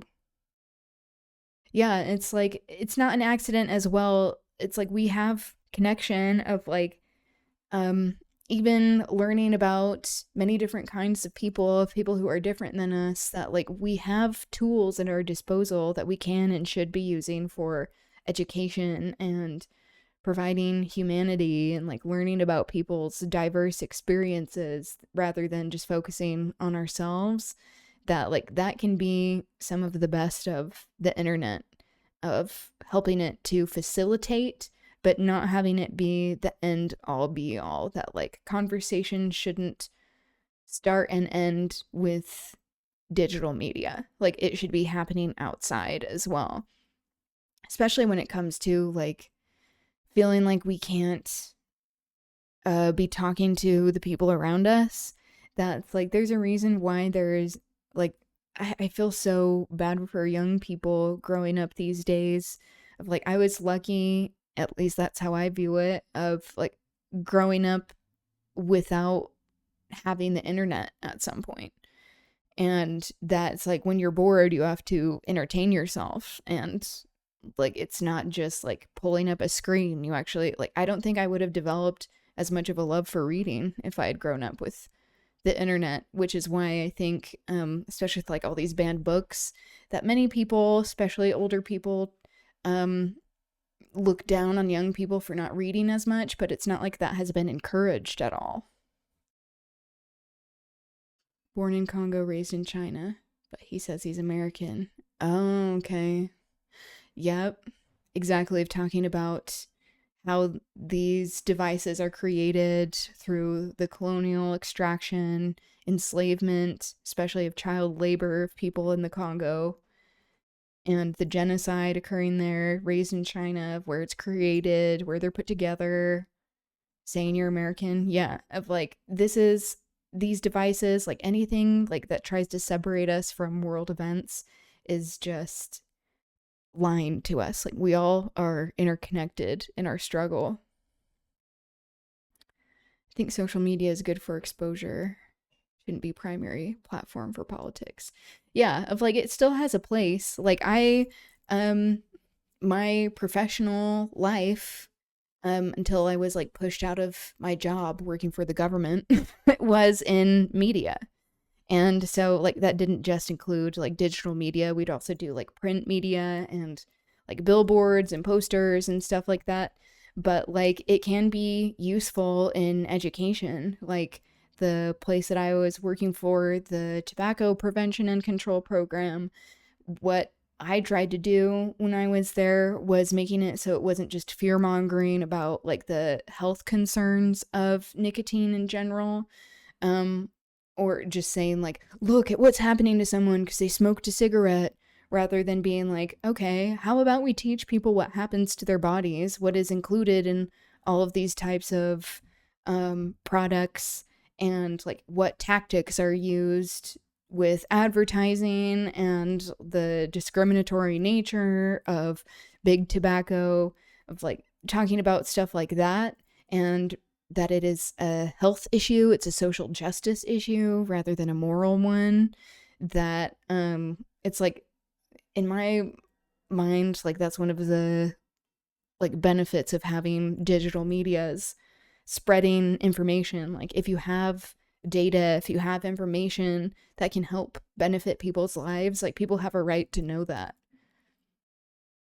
Social media has directly contributed to the rise of organizations like TPUSA. Yes, exactly. Especially with the rise in like this loneliness epidemic of young men, where there is the manosphere telling men, which it's just patriarchy. It's living under capitalism, this like colonial project of capitalism, cishet patriarchy that's very ableist and xenophobic, where it teaches people that like you are alone and the only answer is to be aligning with a certain group, rather than actually seeing what we have in common. YouTubers like Tyler Oliveira. Yeah, exactly. Yeah, of like there are even more, it's easier to spread misinformation, disinformation, conspiracy theories, and hatred. Like that happens at a much faster clip with our politics and what people can act on, that like the people who normally would be more isolated in society, like before the internet, would be isolated for a while without finding other people who are like-minded and like committing these acts of violence. Especially like generating a type of violent rhetoric. It doesn't mean that it didn't exist and hasn't existed, especially with like colonization and propaganda and all of these systems that are still upholding those concepts. But like, yeah, it just means that there are more people who are able to bond over it, and that they don't have to listen to people who are different, that it's easier to, yeah, like what you just said, echo chambers. It's easier to just be like, well, I don't want to listen to something that makes me uncomfortable. I don't want to have to engage in nuance. I would rather just watch this where people are going to say and repeat the things that I want to hear. And that's so much easier. That's like a much easier way to exist. But that doesn't mean that it's connection, like human connection, especially when, like having worked for the state health department, we saw a huge rise in antisocial behaviors among young men in rural areas, that it's not an accident that like there are a lot of ads being served to them about what their condition is, or how they need to hate women, or how they are alone, and it's encouraging them to stay inside rather than be around other people. That there are also a lot of guns in these places, and that leads to a lot of suicidal ideation, where it's like there are a lot of aspects of this, and how we need to be talking about how these oppressive systems hurt everyone. Of like, patriarchy hurts young men. White supremacy hurts young men. It makes it so that they are viewing enemies everywhere, and that is such an uncomfortable way to be living, rather than actually engaging with the substance of who people are and what the world actually is. It just, yeah, it can be very disheartening knowing about all of these systems and what we're up against, but it also helps us separate people from systems, which is very important. The us versus them mentality is so strong today. Yeah, I think so as well. It's easy to speak about people in reductive terms because it's simpler. You don't have to explain as much. You don't have to hold as much nuance. And sadly, it's like, you know, that is what appeals to a lot of people, and it doesn't take as much critical thinking and as much empathy to offer that to other people. But yeah, it is difficult, especially when there are some people who are just like so propagandized and brainwashed. Like, I grew up Mormon, and like my family is, like my immediate family is, where there is no really sense of reasoning with them about certain things, of like me being a queer person, of like there's no amount of like me sharing my story or my experience with them that I think will ever change their minds, or it hasn't shown to be changing their minds from like previous experience. And so like understanding where we cut our losses, and it doesn't mean that like I wish ill on them, but also like I have to be okay as my own person.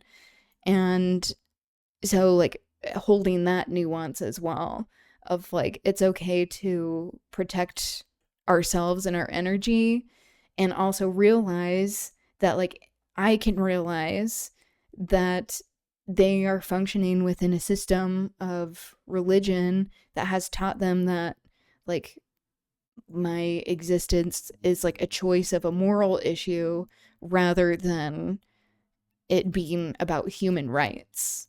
And so like there are these larger systems that they are buying into. Is Utah conservative? Utah is very conservative. It also is very Zionist in many ways. The Mormon religion is very Zionist, the LDS Church. There is a national park called Zion's National Park here, where like pioneers, these white colonizers, essentially, which like I'm a descendant of. I'm also a descendant of people in India, so like the descendant of the colonized and the colonizer, essentially, like holding that nuance of like my existence is based off of this. And how like the whole like what people consider a founding was the expulsion and violence against indigenous people in Utah, and how it's this idea of like, oh, this land is owed to us because that's what God said. Like many of the policies that are like white Christian nationalists that are attempting to be done or tried in the nation at large are often first tried or even like law in Utah, where like Utah often leads the charge with a lot of these like anti-queer, LGBT, like anti-trans laws, especially with trans youth and like healthcare and women's rights, that it's all very connected. So yeah, like holding all of these things at once of trying to be like, okay, where is the line for each of us? And we can't also like sacrifice ourselves in trying to like save people from their ideology or like worldview if they are not willing to like view your humanity. That is also good to acknowledge as well. A new evangelist deluded themselves into aligning with Zionism. Yep, to bring about the second coming of Christ. Yep, Mormons are also very Zionist, which I think more people are starting to talk about, but it is interesting how there are like more shows about Mormons, like in reality TV and stuff, that many people like talk about Mormons that like you wouldn't normally be expecting them to. Is very strange. But also that means a lot of people, especially in the US, think they understand what Mormonism is because of these reality TV shows without having to engage with like the really harmful effects of the religion. But yes, there is this idea of that Jewish people need to return to Israel in order to have this rapture happen for Christ's return. And that like there's this own type of Zionism of Mormons being in Utah, like being called to Utah, and then Mormons also like going back to Missouri because they think that's where like the original Garden of Eden was, which is weird. But you know, there you go. Yeah, it's something that people don't talk about that often. Don't the Amish also get a lot of reality TV exposure? Not that I know of. I know a lot of people talk about the Amish though. Like they tend to be talked about. Or there are people like where people talk about their little, what is it called?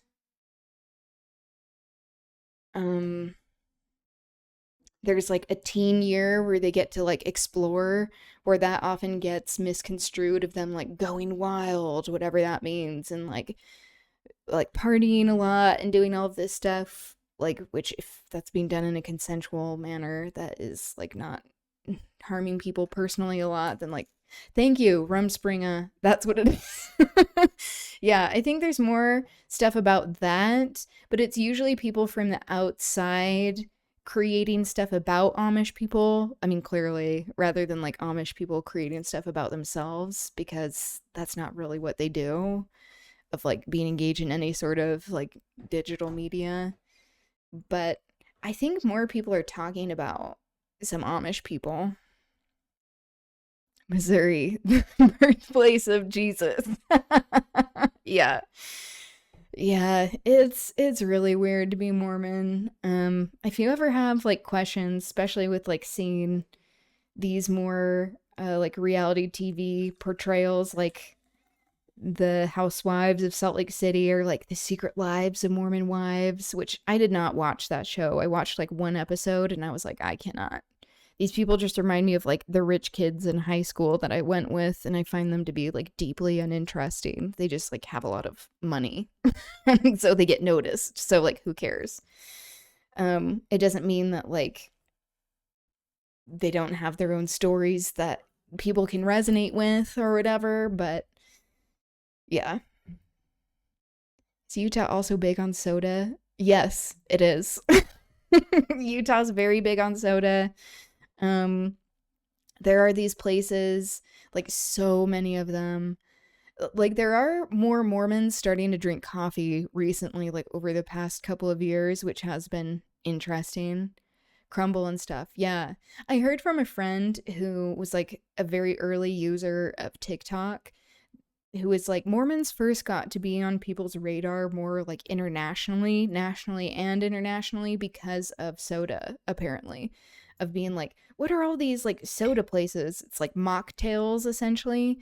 But yes, because Mormons don't drink coffee, or more Mormons drink coffee than they used to, because like Joseph Smith, the founder of modern day Mormonism, because they believe supposedly that like it's a vestige of the teachings of Christ, but this modern conception of it came through Joseph Smith, who was a deeply abusive pedophile and cult leader, where he would like send men off on like missions to convert people, and he would like take their wives and daughters and stuff. So there's that.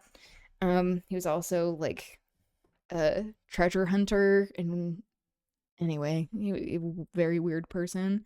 But supposedly he like had a message from God that said people should not have like hot drinks. And so that means a lot of Mormons don't drink tea, especially black tea, which can be very racist in many ways, not because of like black tea, because of like race with black people, but because people of color in general tend to drink more black tea, of like black tea originating in these areas of the world. So like there's that aspect. Also tobacco. Utah is, out of all the states in the nation, has the lowest tobacco use rate out of any other state, and it's because of religion.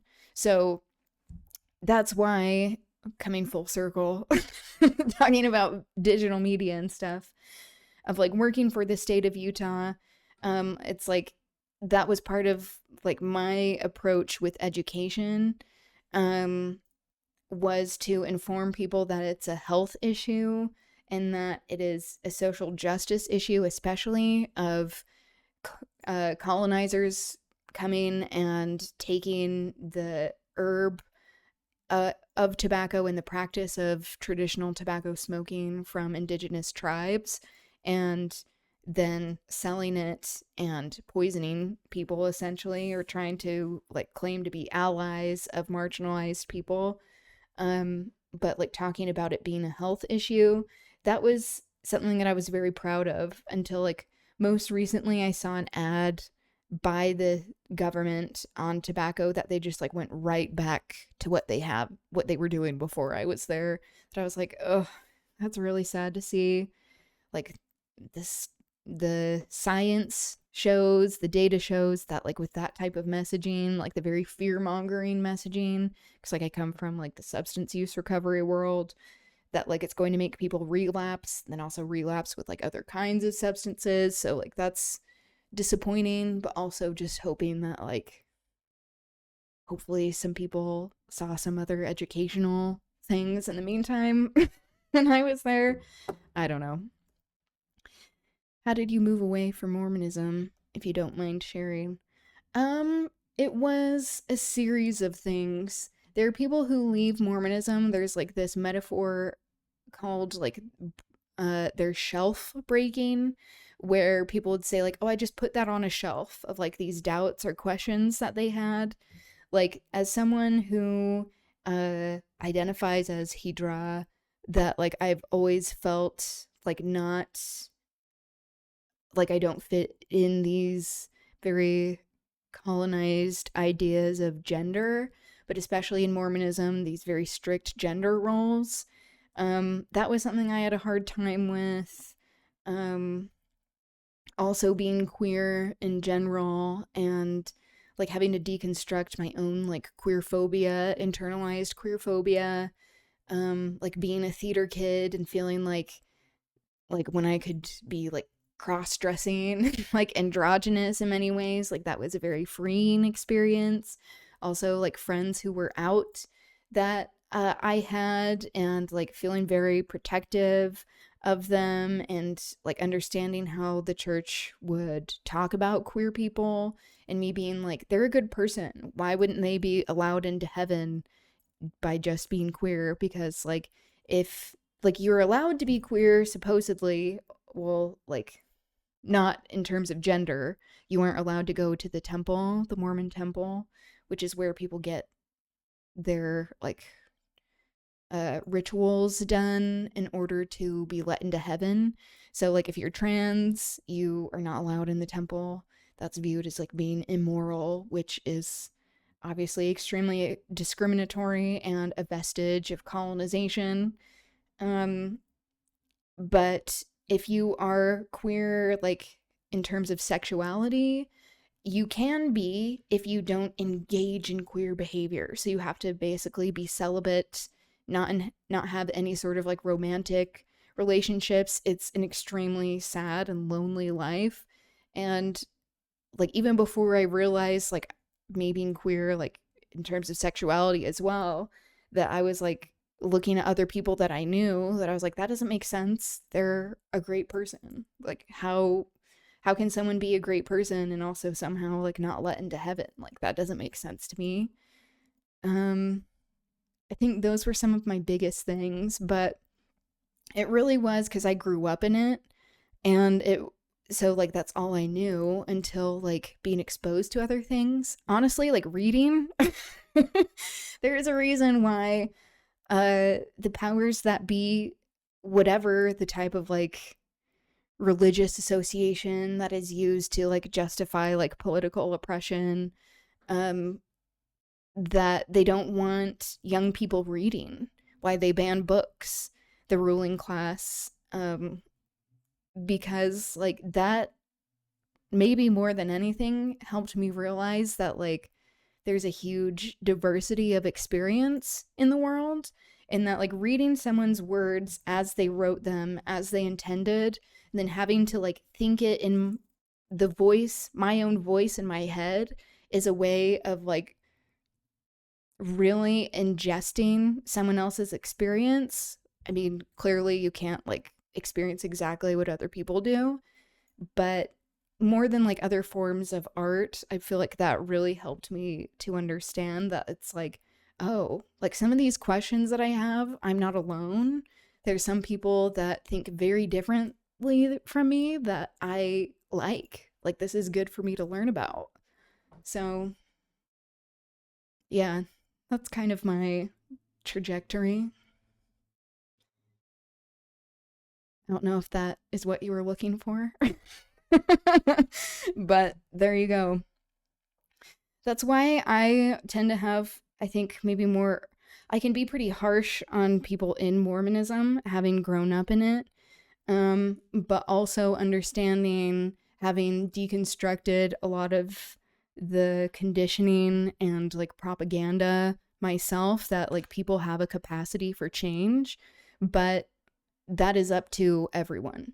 Like, so I can understand that like my family specifically, that like they have the capacity to change, but like I can't change them. Like, especially like I've tried in the past of being like, oh, I want to, if I only share this, then they'll understand. But like, you can't make people have the desire to want to change. Like that has to be an internal thing. Just wanted to know my perspective. Okay. Yeah. That's my perspective. I even went on a Mormon mission. I did a performing mission that I auditioned for. It was in Nauvoo, Illinois, a state in the US, where Joseph Smith was at. So that was awful. I would not recommend. I wore like pioneer clothes, so like dressing in like the like mid 1800s style of dress, like in the middle of summer with humidity, like dancing around. That was miserable, but also like going on a mission and realizing how awful it was, because it like made me have to confront a lot of these doubts, and like the treatment that happened there was really bad. And then coming back and being like, oh, I have to live with this. Like, what did all of that mean? What if it meant nothing? And yeah, it's a lot of like little things that add up over the years. And I think the way that people like break out of it, it is so individualized, but it does like have its own process of like taking things in steps. Doesn't Utah have one of the higher cases of child marriages? Yes. Do Mormons contribute to that statistic? Yes. Especially because there are different branches of Mormonism. So like the one that I grew up in is what is called the LDS Church. So like the Church of Jesus Christ of Latter-day Saints. They don't like being called Mormons because there was one prophet that was like, we don't like that. And it's like, okay, that's what most people know us as. We also believe in a book called the Book of Mormon, so go figure. There's also a branch of the church called the RLDS, and they are like an offshoot of Joseph Smith's descendants who didn't agree in the next leader that was chosen, the people that came to Utah. Those are the people who are the LDS people who are most known in the world. The RLDS, they stayed in Illinois. So like the place where I went on my mission, Nauvoo, they're there, like that's where their headquarters are. They don't have as much like fame and as much power as what the LDS church has. But they also believe that like women can have the priesthood, which is believed to be the power of God, which the LDS church does not believe. So that was an issue that I had of being like, why do you always have to, like, you have to have a man in order to have access to God? What's that about?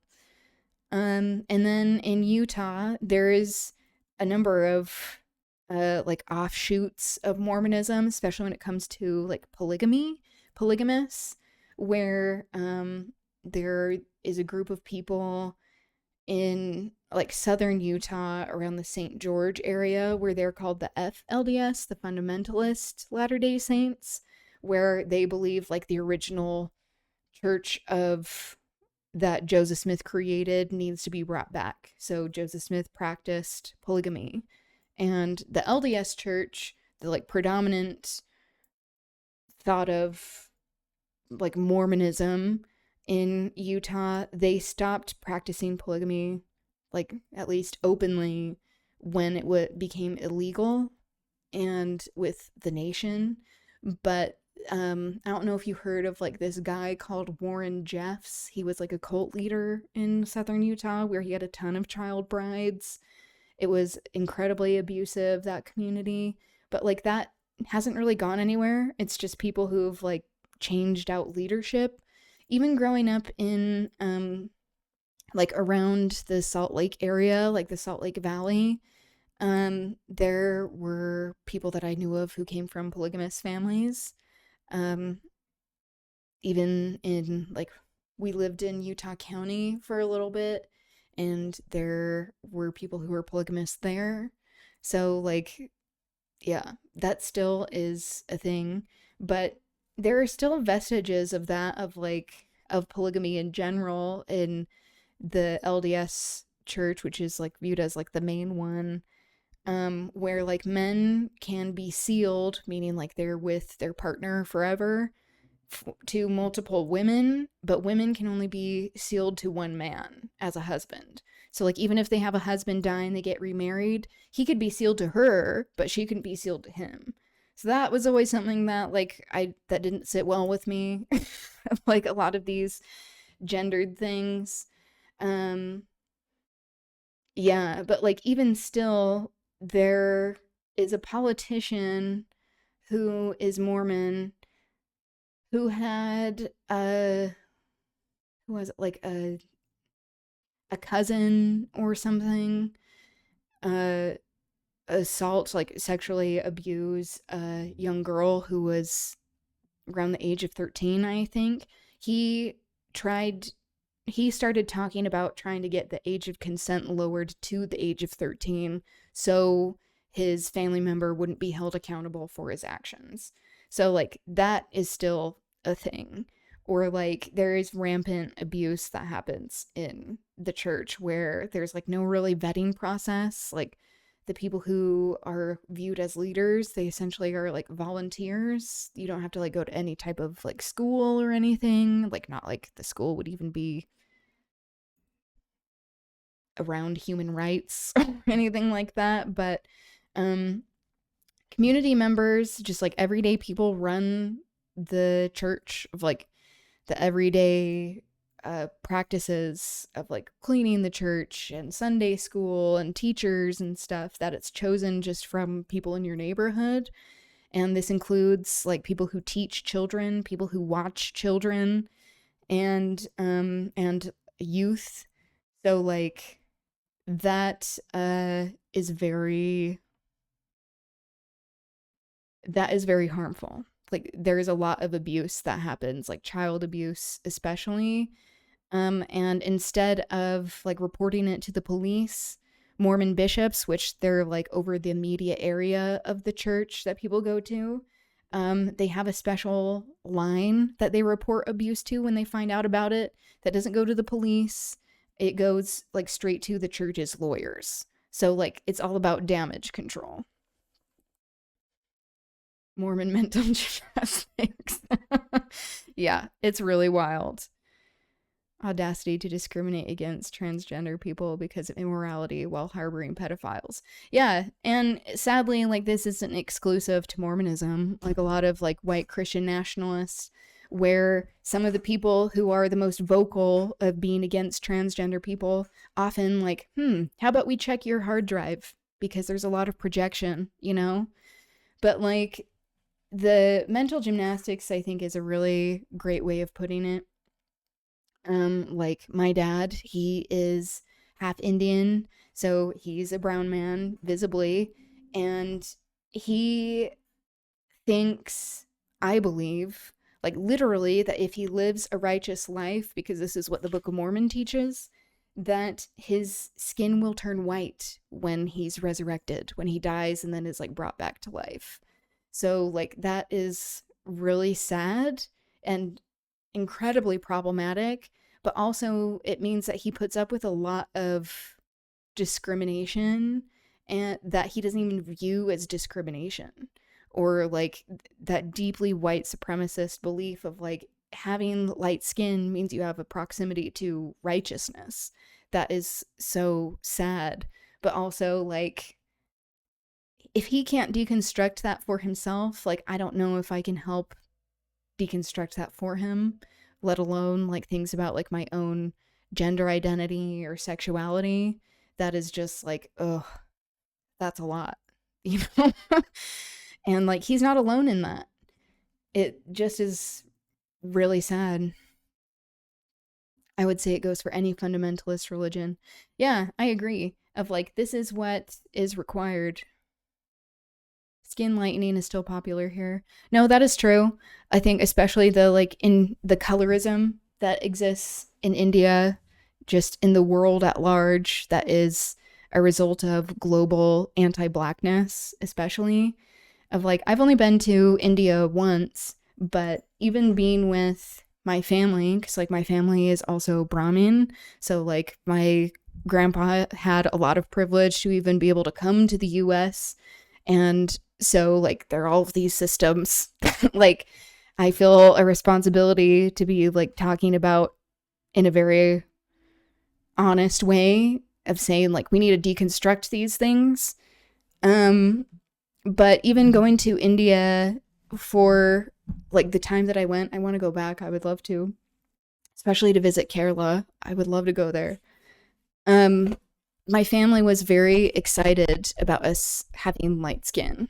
And that was a really uncomfortable thing to realize while being there, of like, oh, so like my family, like we love them and they can be very kind to us, but they also can treat people in lower castes horribly. And holding that nuance of like, okay, so how can you be so kind in this way and so unkind in this other way? Of like, it is part of this internalized system that they have come to be conditioned with, primarily due to colonial history and caste. Yeah, exactly. Exactly. Where it really comes back to like decolonizing our minds, that like it doesn't mean that societies before colonization didn't have their own issues, or that like there wasn't the capacity for people to be treating others not in the way that they should, but like a huge part of what we come to know of like these power imbalances and extraction and expansion having domination over the land and therefore the people that live there, viewing people with a hierarchy of human dignity, this is deeply colonial. So yeah, why I tend to focus on like having a decolonizing lens for the world, especially like as we were just talking about with that recent death that happened because of government agents, ICE agents in the US, that is a larger pattern of colonial tactics of ethnic cleansing. It's not that it's not just because people are fascist. It's like where a lot of people see, I think a lot of white leftists tend to think that like fascism is the main problem, and like that's not to say that like fascism isn't a problem, but like the reason you even have the idea of like coming about of fascism is because it is colonization. It's colonialism, but it just has a different name. Sometimes it is expansionist. I mean, a lot of the time fascism is expansionist, but whether it's about like settlers, sometimes that is associated, sometimes not, but like these like fascist tactics are colonizer tactics.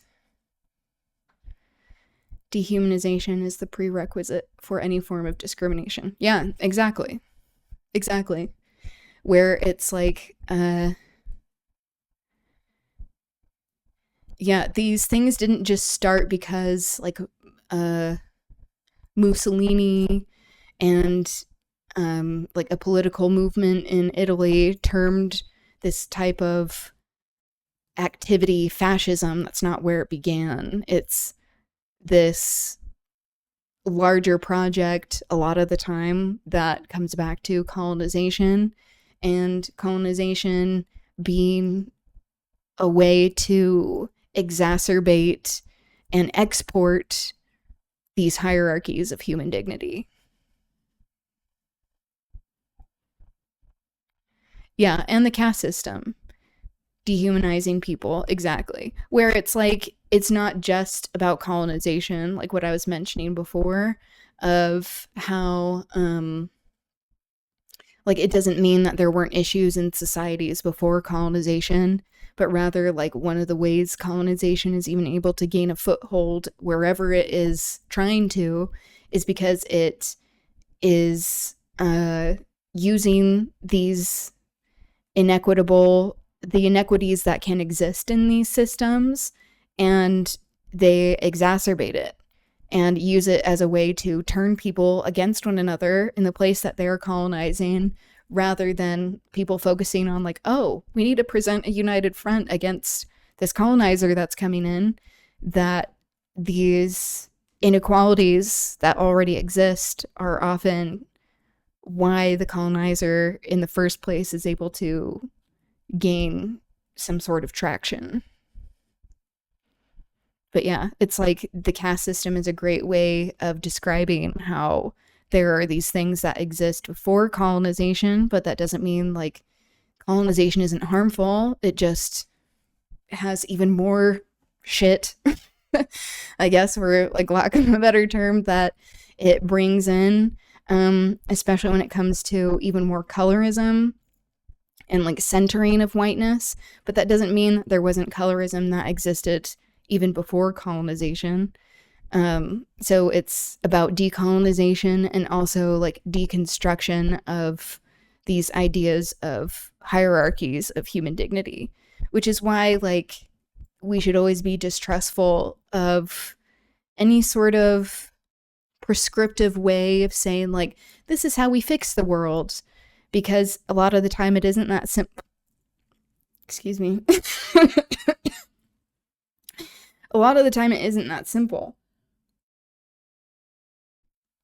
But it means like we have to really reconcile with the past in the effects of colonization and what even allowed it to gain traction in societies. So like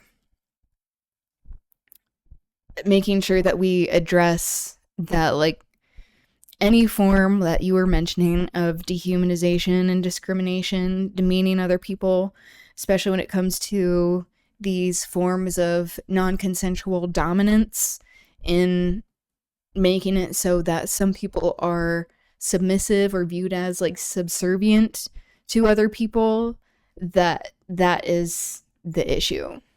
And that also, like, there are more democratic ways of existing in the world. It doesn't mean like it started in Greece, this idea of democracy, that like many indigenous societies have a system of democracy. It doesn't mean that like every indigenous society doesn't have, like, especially going back pre-colonial times, that there weren't issues that need to be grappled with, but it's part of the process. I don't know. At least that's my perspective.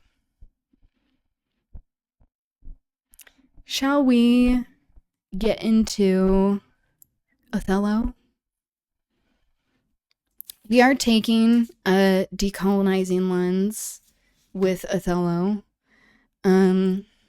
because colonization was existing during Shakespeare's time, but also just talking about these larger political projects that pit people against one another.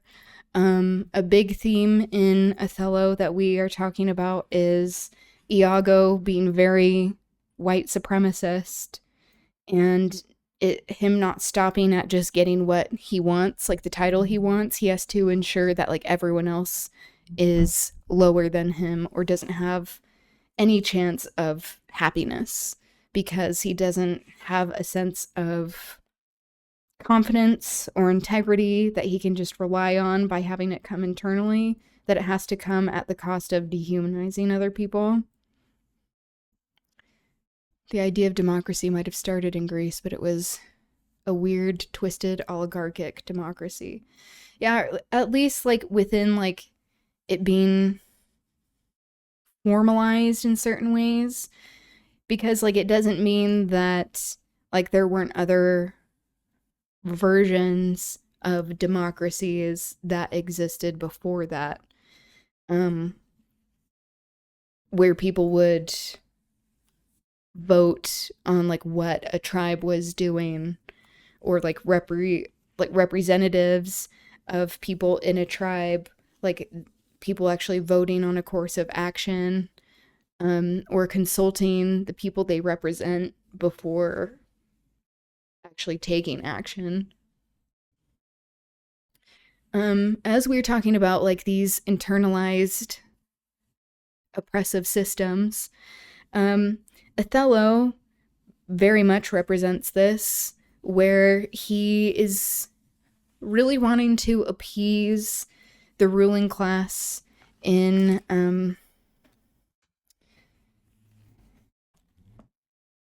in this story rather than rock the boat, especially because he is constantly racialized.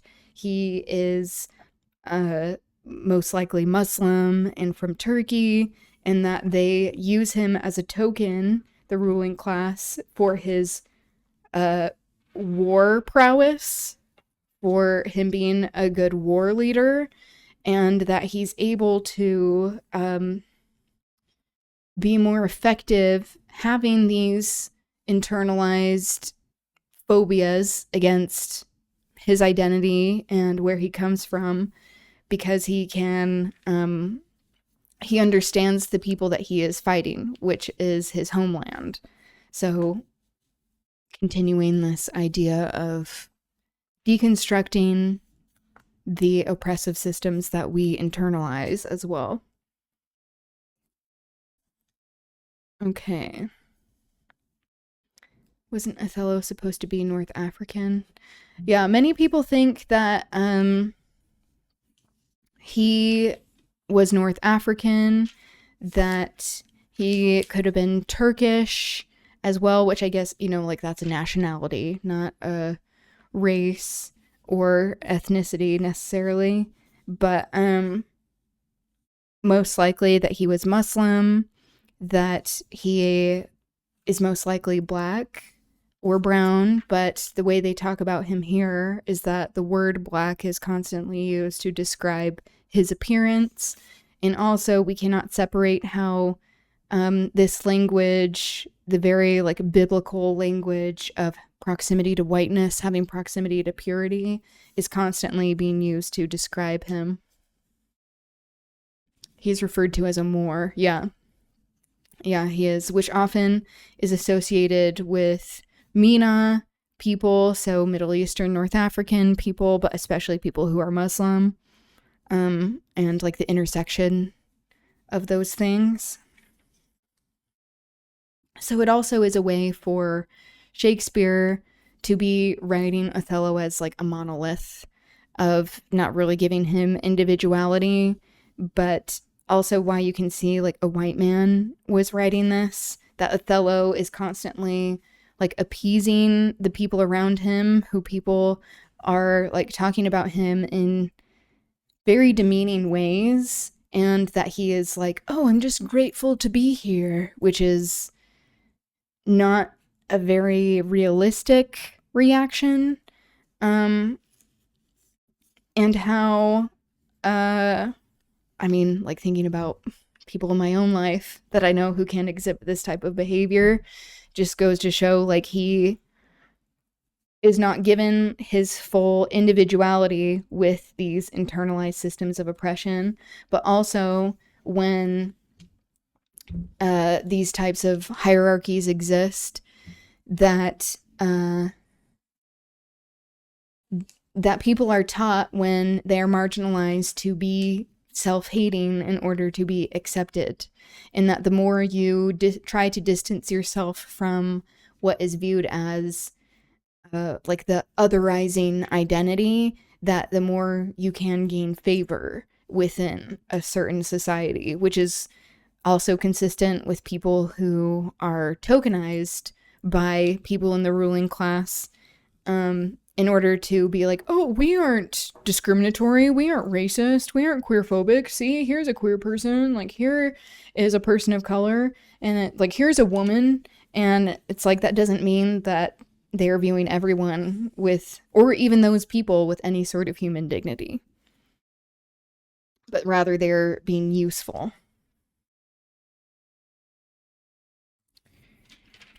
Okay. So I think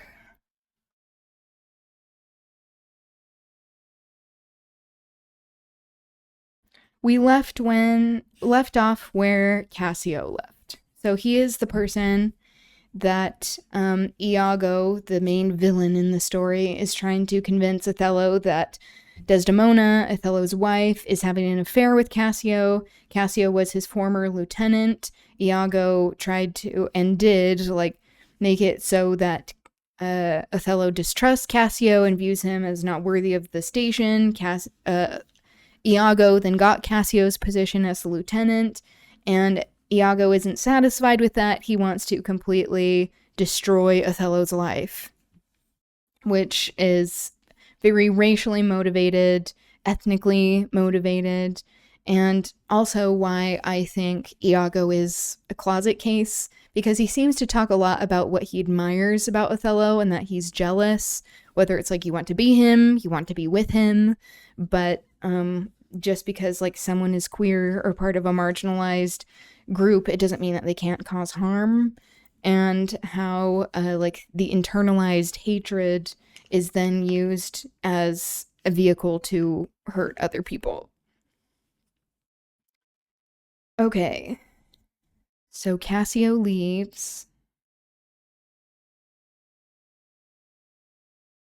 So Cassio and Iago were having an exchange where Cassio was talking about Bianca and the person that he loves, who is a sex worker, but he is also talking about her in demeaning terms, so that's not great.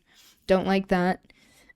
But Iago is trying to make it seem like he's talking about Desdemona because Othello is watching, and is trying to make it look like, oh, see, he loves Desdemona, and this is how he talks about her. Okay, exit Cassio. Othello. How shall I murder him, Iago? Iago. Did you perceive how he laughed at his vice? Othello. Oh, Iago. Iago. And did you see the handkerchief? Was that mine? Iago. Yet yours by this hand, and to see how he prizes the foolish woman, your wife. Calling his wife foolish. Iago is extremely sexist. I mean, many people were at the time of Shakespeare, many people still are, as we are existing in patriarchy. She gave it to him, and he hath given it his whore. Okay, that's rude. Bianca is a sex worker and is very smart. She is written, actually, having some intelligence in this, which doesn't mean Shakespeare was like this proto-feminist, but, you know, I guess that's good that he was writing her in a little more humanizing of a way. Othello. I would have him 9 years a-killing. Meaning, I would spend 9 years killing him. A fine woman, a fair woman, a sweet woman. Iago. Nay, you must forget that. Othello. I let her rot and perish, and be damned tonight, for she shall not live. No, my heart is turned to stone. I strike it, and it hurts my hand. Oh, the world hath not a sweeter creature.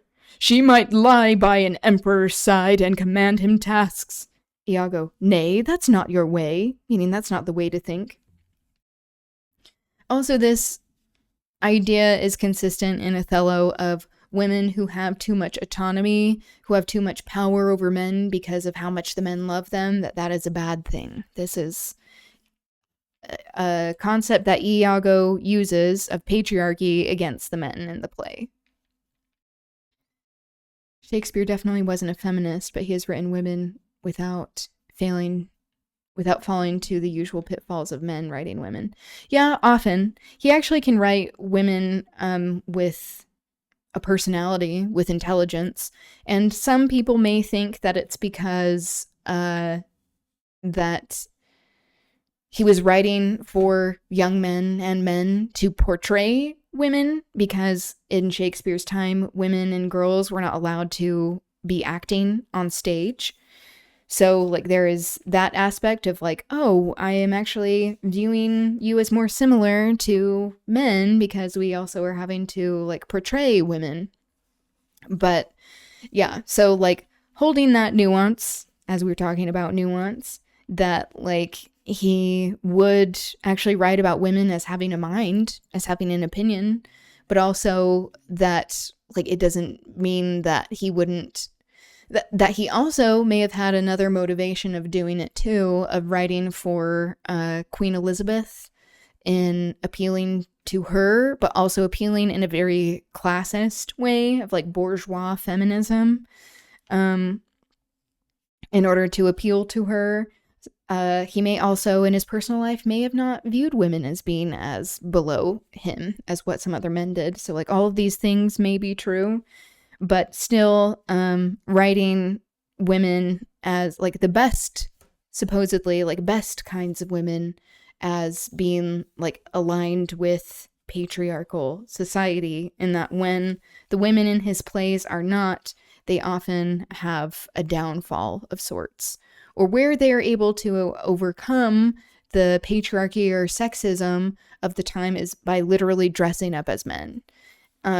So like he's able to acknowledge that. Hence why Shakespeare lends itself to a lot of queerness, drag. Many people think the term drag, meaning dressed as girl, comes from Shakespeare. So like it lends itself to a lot of like gender fuckery, which I love, which is great. Ooh, this is cool, Linton. Got some progress on the apartment.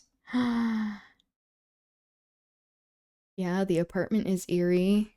Possibly like some mold. I really, once again, really like the lighting, the color scheme. You understand color theory very well, I have to say. Thank you for sharing.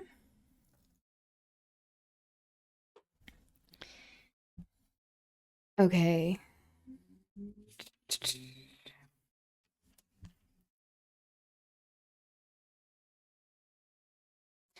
Othello. Hang her. I do but say what she is, so delicate with her needle, an admirable musician. Oh, she will sing the savageness out of a bear, of so high and plenteous wit and invention, meaning imagination. Iago. She's the worse for all this. So Iago's very sexist, as we see. I made the mattress texture just to cover it with the bedding. Ooh. I can see. I love that. Yes. Snaps for you. Othello. Oh, 1,000 times, and then of so gentle a condition, meaning highly born. Iago. Aye, too gentle, meaning like he's jealous of her class. It seems like he's not in quite as much of the ruling class as what Desdemona was born into, but also meaning generous and also sexual. So it's a double entendre there that Iago is speaking in. Othello. Nay, that's certain. But yet the pity of it, Iago. Oh, Iago, the pity of it, Iago. Iago. If you are so fond over her iniquity, give her patent to it. Meaning, oh yeah, I guess that makes sense. I was going to read a footnote, but I'm like, that's self-explanatory. Give her patent to it to offend, for if it touch not you, it comes near nobody. Othello. I will chop her into messes. Cuckold me. Iago. Oh, 'tis foul in her. With mine officer. That's fouler. Get me some poison, Iago, this night. I'll not expostulate with her, lest her body and beauty and provide my mind again, meaning weaken his resolve. This night, Iago. So poison, historically, and in Shakespeare, has often been thought of as like a woman's weapon of choice in killing someone. And so this also goes to show that like he's still viewing her in a somewhat more, that like Iago, sorry, I'm misspeaking, that Othello is being viewed as more feminized, that he has been emasculated by this supposed cuckoldry, even if it's not real. And also that he has still a soft spot for Desdemona in his life because he's not wanting to like physically like use his hands to harm her. Iago. Do it not with poison. Strangle her in her bed, even the bed she hath contaminated. Othello. Good. Good, the justice of it pleases. Very good. Iago. And for Cassio, let me be his undertaker. You shall hear more by midnight. So an undertaker, that was like a grave digger, specifically. Othello. Excellent. Good. A trumpet. That's a stage direction. What trumpet is that same? Iago. I warrant something from Venice. Enter Lodovico, Desdemona, and attendants. 'Tis Lodovico. This comes from the Duke. See your wife's with him. Lodovico. I have to think of a voice for him.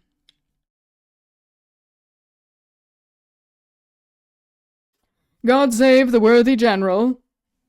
Othello. With all my heart, sir. Saying thank you. Lodovico giving Othello a letter. The Duke and the senators of Venice greet you. Othello. I kiss the instrument of their pleasures.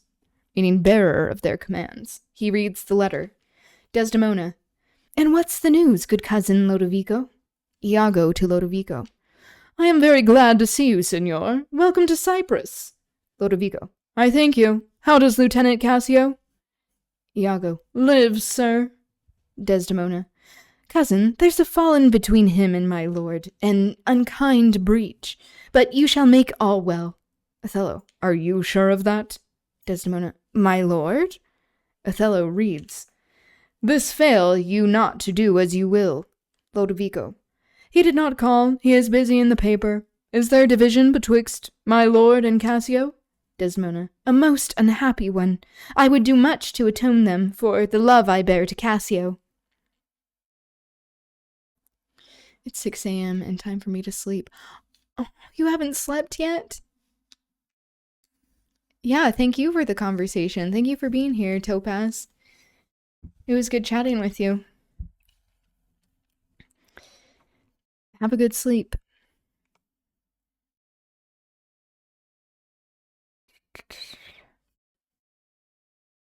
So once again, Desdemona is claiming, or Iago claimed that if Desdemona is talking about Cassio, that it means that she's in love with him, when Iago convinced Cassio to appeal to Desdemona for getting his position back and being in Othello's favor.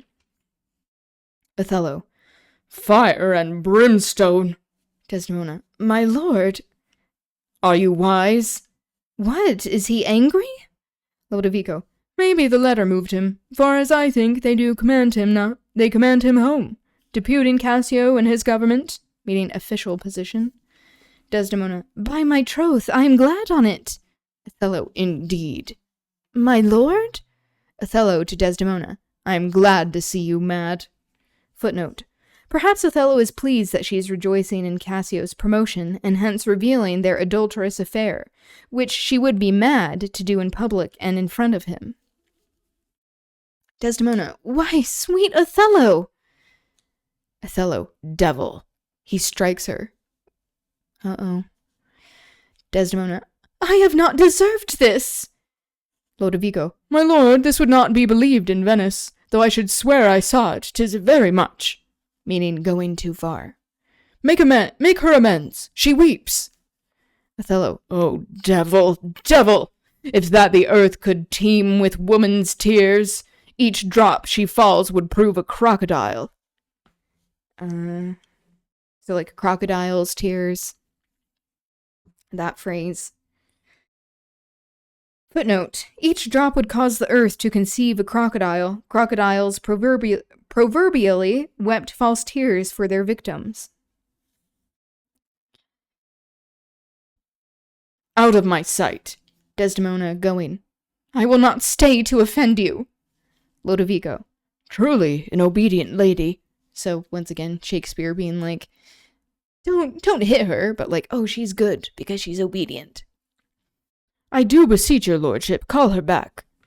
Othello. Mistress. Desdemona. Oh, mistress. Desdemona returning. So also him saying, that's like a double entendre, saying like, that's my wife, but calling her a mistress, that she's a mistress of Cassio. My lord? Othello to Lodovico. What would you with her, sir? Lodovico. Who, I, my lord? Othello. I, you did wish that I would make her turn.